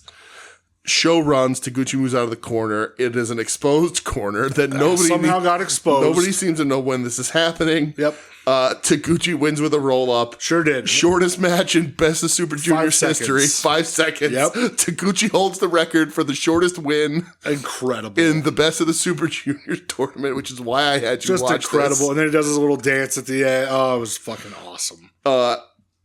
Taguchi, he's in the ring celebrating, and House of Torture tries to get in the ring. Yeah. And every time one of them steps over the middle rope, they get crotched on the rope by Taguchi. Yep. The man is a god. There was no denying this. It was unbelievable. He's the best, and I don't think anybody is ever going to get a shorter win, which is why the T in the Best of the Super Juniors stands for Taguchi. This was truly revolutionary stuff. What I think was the main event of this night was Hiromu Takahashi versus Francesca Akira. Sure was, pal. Not a match that I would normally put on. Akira's good. I could care a lot. I don't think he's bad anyway. We've watched him a bunch, but I'm like, yeah, okay, whatever. This match, people talking about it, rightfully so. Yeah, this match ruled. I said I think this is the best match of the tournament. I believe that this is going to stand as the best match of this tournament. That fucking belly to belly suplex right in the opening, insane into the chairs, crazy. Absolutely crazy. Yeah. I thought Akira was dead. I screamed, yeah. Even the crowd was just like that. It wasn't like they were like a murmur was going on. I think it was Callum Newman got picked up on the camera and he goes, "What the fuck, bro?" Yeah, it was, yeah. Best thing he's ever done. Yeah. Insane. Yeah. I did not know that Akira was brought to Japan by Tajiri. Me either, because they say at the end his submission hold that he wins with is crazy. He calls it the tarantula. Yeah. So I was expecting, I'm like, oh, like they're calling it tarantula. I'm like, no, that's not the fucking tarantula. Mm-hmm. But I was like, well, you can't win by that. But that move was sick. And they said he works on submissions with Tajiri. Awesome. That's so cool. Yeah. Isn't it? This was really, I cool. think it's the best match of the tournament so far. Me too. And at the end, Akira does invite Hiromu to join the United Empire. Yeah, it ain't gonna happen. No. It ain't gonna happen. Not gonna happen. But this was awesome. It was really fucking good. Yeah. Akira looks good. Hiromu was awesome. But yeah, like from that belly to belly through the match, this was really fucking good. Yeah. I like this match a ton. Good. For sure. From night 5, starting out, Best of Super Junior Tournament, Taguchi versus Yo. Okay, I did not watch You didn't watch this. All right. Well, here you go. You didn't recommend it, and I'm not going to willingly watch a Yo match in 2025. Listen, I don't blame you, but just come along for the ride. So, Yo has never beat Taguchi in Japan. They said that he's only ever beaten him once via countout in Rev Pro. What the fuck? Okay. So, Yo comes out dressed in clothes entirely made of Ziploc bags.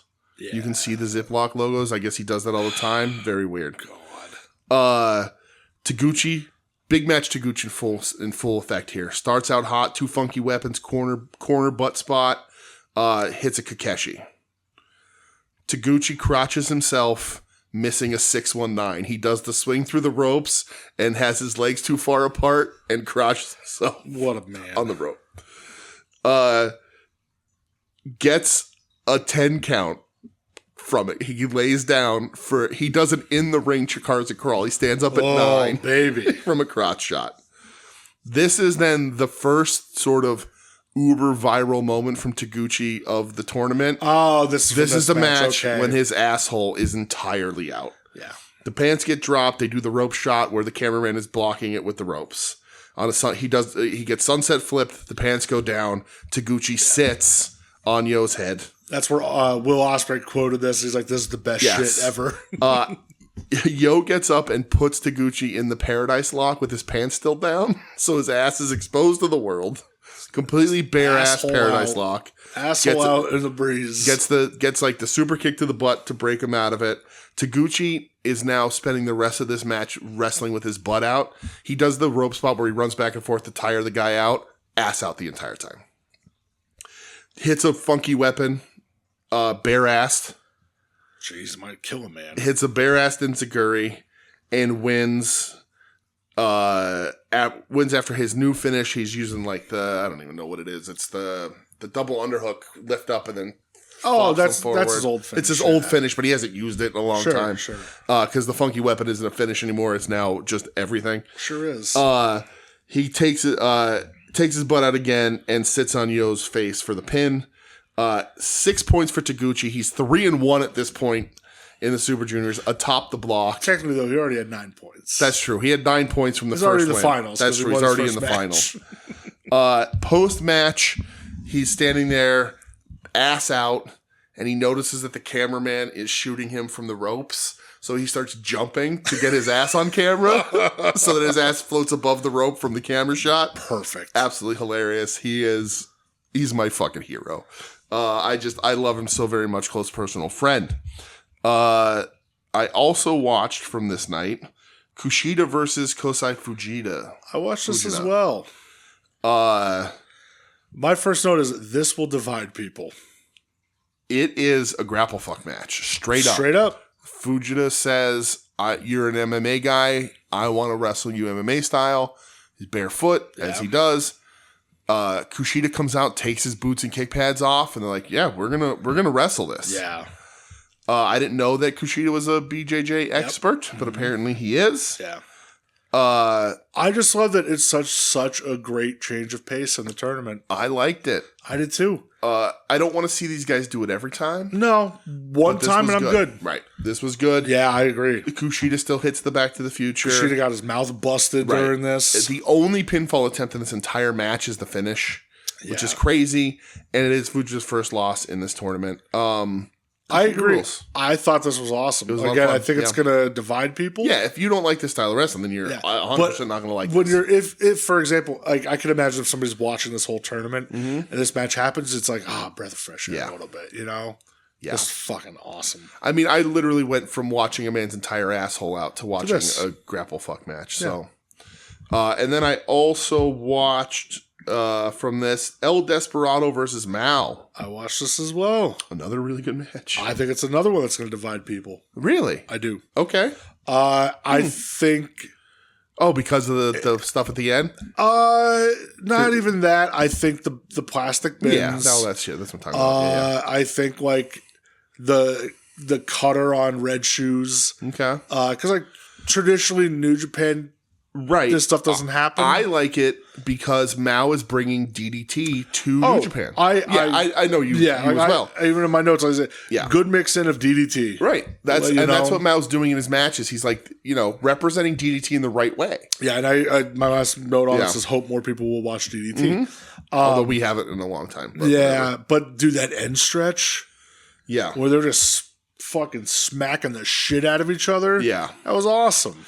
I like that they go to fight outside in the beginning, and then they look at each other, and they're like, this is the main event. We should probably be in the ring. Yeah. And then they go in the ring, and then come immediately back out. Yeah. Yeah. This was a lot of fun, man. The Dude, Despy's back is getting gross. It's gross. They one more against Jun Kasai, which they're going to kill each other for real. He's going to try to die. I like in this match, and I'm not taking the piss at anybody, but the way they handle the 20 count in this match, they get to 19 on the outside, and Mao hits the cutter on Despy across the guardrail. Yeah. And Red Shoes, I think it was Red Shoes. Yeah, Red Shoes. Gets concerned, so he stops the count to come make sure that Despy can continue, which stops the count at 19. Because he didn't want the match to end that way. Yeah. Really cool. Because Japanese referees have some fucking integrity. Yeah. And then that's when you get the Red Shoes spot with the cutter, the crowd boos. And Mao tries to start an "It's not my fault" chant, which is hilarious. Yeah. And then all the plunder. Marty Asami comes out. Yep. I love those plastic bins, man. I think they look so good. Yeah, it's a cool touch. It's a cool touch. It looks cool. It's a good plunder item that's unique to DDT really at this point. Yeah. It's gross when the one piece kind of sticks in Despy's back a little bit because it's plastic and that's woof. Yeah. But yeah, Despy's looking gross. Despy does win. And like, I think if there's a fault in this match for me, it's that like somebody backstage was like, "You guys can have all the fun you want," and they took that really literally. And they had so much fun. And that's why I was like, oh, I don't know, like people that aren't the people that don't like fun. But people that don't really watch DDT, they're not really used to this. A lot of wrestling fans don't like fun. They really don't. I like this. It was at the time I put it on my notes at an 8 on Cage Match, so that's it's withstanding the. It's another change. It's a good change of pace. It's a good change of pace. It is a DDT ass match. Tournaments, you need stuff like that. That's why fucking Yano's in the G1 every year. Right, you just need that change of pace. And I like watching Mao. I'm a big fan of Mao. Mao's great. So like, fucked up wrestler for a fucked up world. So like, he's a guy that I'm keeping an eye on and all this stuff. And he's awesome. So I really enjoyed the I did too. Night 6. You watch anything from Night 6? No. Okay. I watched Taguchi versus Nick Wayne. Again, I'm trying to make the commitment of watching all the Taguchi singles matches. Sure. He was in a multi-tag on Night 7. Mm-hmm. I didn't watch that. Whatever. Was it Night 7 this morning or was that Night 8? That was Night 8. I didn't watch anything from Night 7. No, I didn't watch anything from Night 7 was all A block and it just wasn't interesting. Night 6, though, Taguchi versus Nick Wayne. I wanted to see how Nick Wayne's doing. Of course, I love Taguchi. Again, Taguchi, big match Taguchi. Coming after the kid. Very straightforward. Taguchi kind of like seeing if Nick Wayne can hang. Because, listen, I talk about Taguchi. We love his comedy stuff. But, like, the dude is the trainer for the juniors in New Japan. Like, the guy has the fucking legacy. He is a star. I read today that... they lost a Best of the Super Juniors tag tournament, or not tournament, but like a match for the title after their title was vacated in 2004 to American Dragon and Curryman. It was Taguchi and junior heavyweight Hiroki Goto. Wow. Lost to American Dragon and Curryman in 04. I'd like to watch that match. Yeah, I gotta find that. Yeah. But very straightforward. Nick Wayne looks good. He wins, which makes him the leader in this block at this moment. Wayne's really beat up though.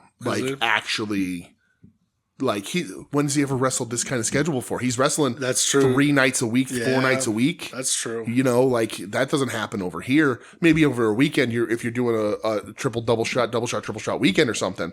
But like he's wrestling, Monday, Tuesday, then Thursday, Saturday. Like he's wrestling a bunch for this shit. So he's got a lot of tape on him and stuff. You can see that he's getting a little run through. Match was good. Very straightforward. The most straightforward Taguchi match. I don't think Nick Wayne is like, let me see your asshole at any point. And also, he's a child. He's literally 19 years old. But it's good. But the most straightforward match. And I don't have any interest in watching more Nick Wayne stuff. But they're treating him okay, and he looks pretty good. Yeah, if anything pops up, I'll watch. Yeah, I thought that match him and Despy was really good. Yeah, him and Despy was really good. Yeah, for sure. And then. The last match, today's match. We did watch this. Night 8 from this morning. I'll see if there's anything else on Night 8 to watch. Nothing else looked good on paper, but we'll see. Yeah. But I had to watch this because there is a picture floating that may very well be the single greatest wrestling photography of all time. And Jess in our Discord channel posted the clip from Instagram, and did not the whole thing. Yes. But when I saw it, I went, holy shit, this is insane. So I do have a couple Taguchi photos just to show you really quick. There's one from the other night. There's his ass. There's his butt. And then from that mixed tag that I didn't watch, they did workshop that spot. There you go. So his ass is out, Mao is in his crotch, and Despy's getting beat up in the background. But anyway, we watched this. I made you watch this. I've watched this match twice today. I showed Michelle, and then I showed you. This match is insane and solidifies these two men as the MVPs of this tournament. Taguchi is crushing it, but the sacrifice that Mao made today for the business, and he is a man who comes from the company that Pheromones was in. Very true. And I do love Pheromones. He's not shy. He is a true pervert, Mao. So, the big spots of this match. I think it's a good match overall, too. I think it's a fun match. Yeah, it's really good. Taguchi lately has been doing a spot that I like a bunch where he'll challenge the guy to run off the ropes for the shoulder block. And then he'll not sell it, and then he'll be like, all right, we'll both run. And then the guy goes to run, and Taguchi fakes it so he can funky weapon him, which he does here to Mao. But Mao bounces off the ropes and falls forward with his head landing on Taguchi's crotch. Yes. Crotchal area. And Taguchi kind of looks shocked, and he stays there. They shoot the shot from behind where you can see Mao's mouth just below. It says funky weapon, and then you see Mao's mouth. So that's the first and probably safest humorous because it only homoerotic thing in this match. It only gets yeah, so we get the Taguchi corner butt spot that he's been doing where he hops up in the corner, puts his feet on your shoulders, and slams his opponent's face into his own butt. For whatever reason, while this is happening, Mao embraces it and pulls Taguchi's tights all the way down to expose, as we know canonically, his only pair of underwear. It's the red underwear. His red panties. The only pair of underwear Taguchi owns. That is official pro wrestling fact and canon. Yep. How many pairs do you own? Of red underwear? Thought you were going to wear the same style for your hero. I only wear black silk underwear. Okay. I do have a really short, not bikini cut, but I have a real short pair of America underwears. Bikini briefs. They're very, very short. Ew. But they're not bikini cut. I can't pull that off. Get a banana hammock. But so Mao gets the spot again with his face into Taguchi's butt, but with just his underwear. And then they turn it around. Mao pops up in between Taguchi's tights and his crotch. And they do the spot again, but making it look like a blowjob. Yep. And at the end of it, Mao gets like, they say Taguchi starts wiggling his hips and snake charms Mao. Uh-huh. And Mao stuffs his entire head into Taguchi's crotch. Yep.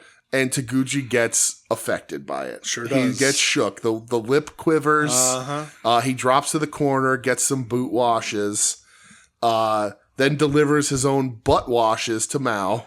Yep. With the red underwear. You get a red underwear funky weapon. The red underwear funky weapon. And then they progress. They wrestle a little bit.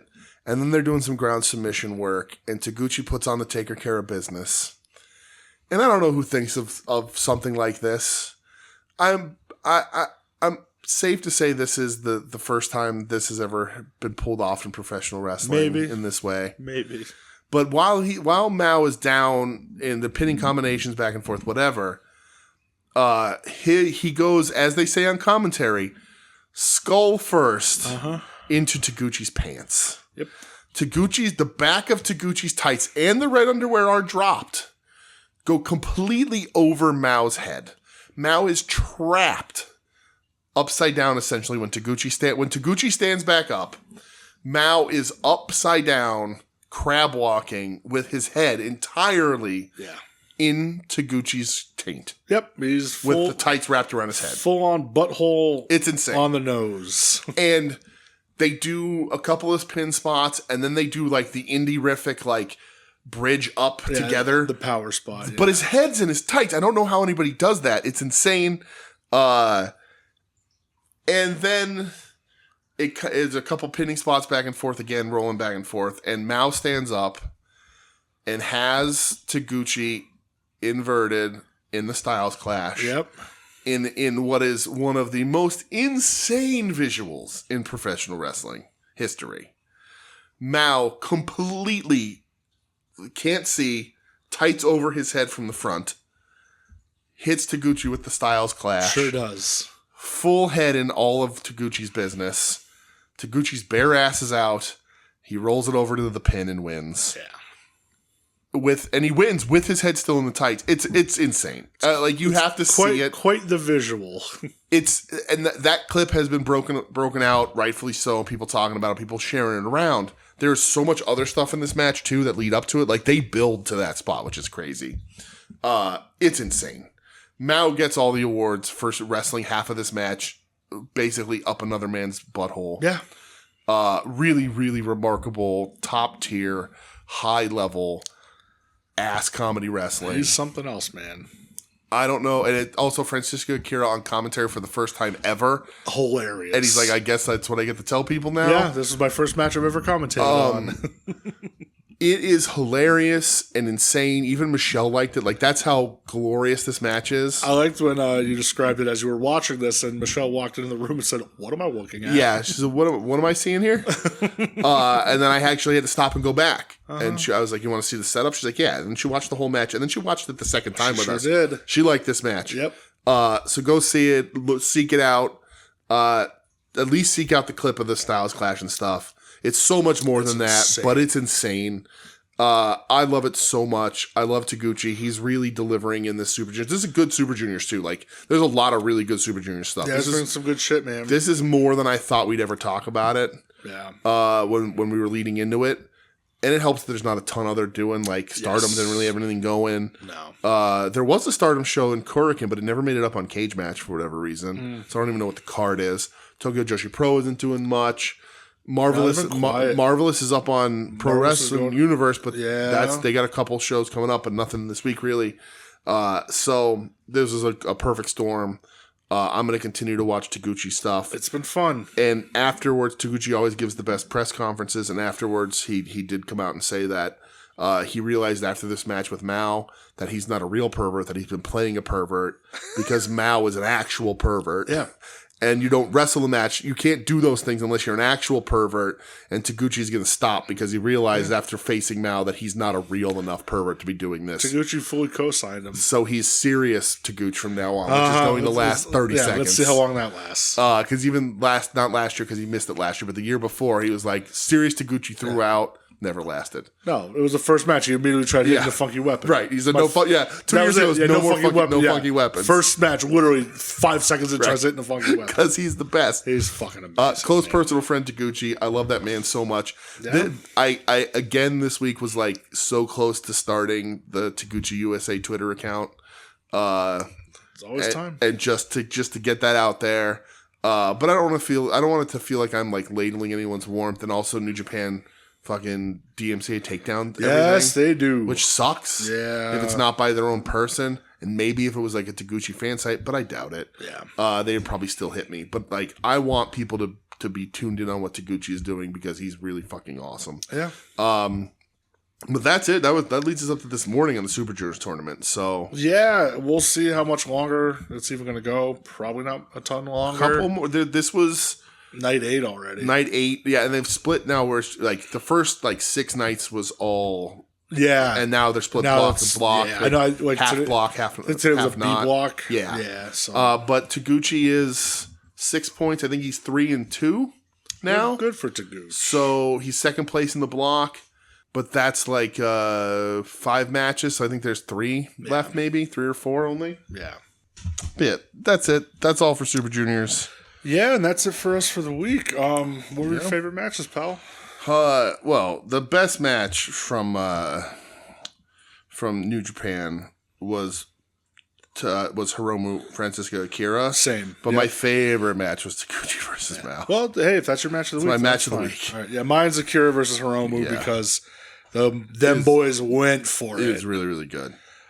And AEW is much fucking tougher, brother. Not a lot of great. Yeah. Nothing really knocking my socks off. Here. No, like it's got to be that Dynamite, like 3-on-3, like the like Ops and Swerve. Yeah, so I'm torn between that and the Speedball. Fucking what's his face? I don't want to say what he was dressed as again because that went on a complete rant. Mm-hmm. Commander, I'll cut that out of the show. No, I don't have to. I'm not actually going to cut anything out of the show. I don't care. Yeah, those two against Drolistico and Roosh, just because I love Roosh. Yeah.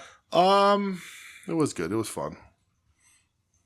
I'm gonna go with that because really, there's like it was yeah. Good, but AEW did a poor job of leading to the pay-per-view. Yeah, not great wrestling in the U.S. this week. I don't even think like the segments were particularly good for leading into the pay-per-view. Like I feel like they felt Dynamite last week was good enough, and that was and we're good here.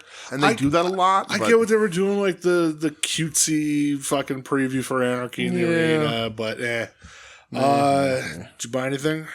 Did I buy anything?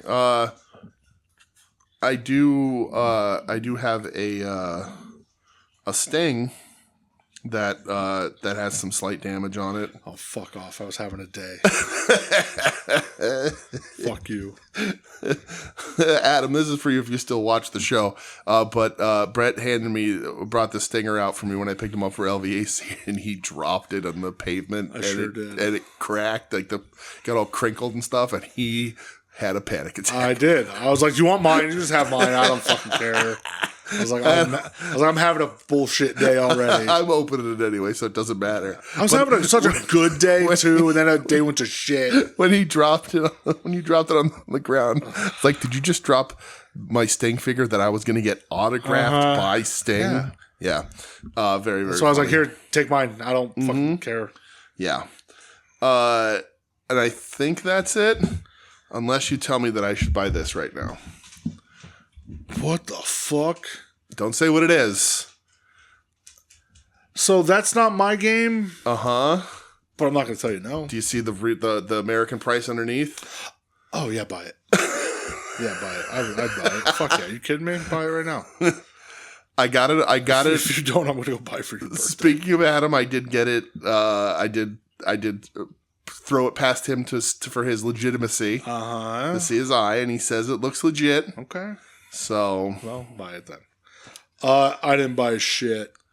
Yeah. Because I was also very much panicking of like, dude, Sunday I was all panicked. Monday till I finally got my car checked, I was panicked. Because again, I was like, oh fuck, this is gonna I have to spend $4,000 to get this fixed. Mm-hmm. But I didn't. I had to spend $50 to get a new fucking clamp. So that was literally it. Yeah. Good. But I didn't buy anything else. So okay. Matt Botvin put some shit up, and I'm probably gonna buy that Black Tiger shirt because that thing is fucking badass. Yeah. Other than that, though, nothing. Saving up for, I don't know, everything in life, I guess. Yeah. Don't really need anything. I don't know. I'm wearing my new boots, but I bought these weeks ago. But it's cold out. So are they made for walking? They're made for shit kicking. Ooh. That's it. They got the waffle on them. I got nothing else. All right. Well, that's it then. Yeah. We'll end here. Peace the fuck out. We'll be back next week with lots of wrestling and more wrestling and wrestling on top of that. Have you figured out your Sunday yet? Not entirely, but it's not looking good. Okay. Yeah. So, damn. I'm sorry. Second person backing out on me. That's good. I know. I don't even know if I'm going at this point, to be honest. No? I might be going by myself. Okay. Because everybody else wants to back out on me. So. Thanks, everyone. Yep. Thanks. You're welcome. Thanks. Fuckers. But this has been We Need Wrestling. You can find us online on social media at We Need Wrestling across the board. Can't DM us on Twitter anymore, apparently. But who knows? We'll see. Unless they fix it. Keep trying. Yeah. Keep trying. If it comes through, it comes through. That was my source for Angel Reese Stinks videos, so that's a shame. That is true. But you can find us online at WeNeedWrestling.com. You can email the show at weneedwrestling@gmail.com. We are proud members of the soon-to-be-named network at STBN Network on social media, soon-to-be-named network.tumblr.com. Keeping Tumblr alive, keeping the lights on at Tumblr. Sure are. All the other shows there that we've mentioned throughout this, Final Wrestling Place, At Outwit Wrestling, Longbox Heroes After Dark. Our other show, Sentai Sleaze Ranger, which I think we'll be recording next week. Some point, yeah. Gotta watch those. Oh, and also next week we'll be covering the return of Koki Amurai. Oh, right. They said the end of May, and May 24th, her first match back. There you go. That's only 2 days away or so. Yeah. So I'm sure Ed's going to have a big, long speech about it. So check all that out. And I think that's it, right? Yeah, I don't got shit else. All right. See you next week. I don't know. Enjoy your holiday weekend. Well, it is a holiday, isn't it? Yeah. Enjoy it. Go listen to, I don't know. What am I listening to lately? Go listen to Agonize. They put out an EP that it fucking rocks. So go now. You're listening to the soon-to-be-named network, the Lamborghini of podcast networks. Knock it off, nerds!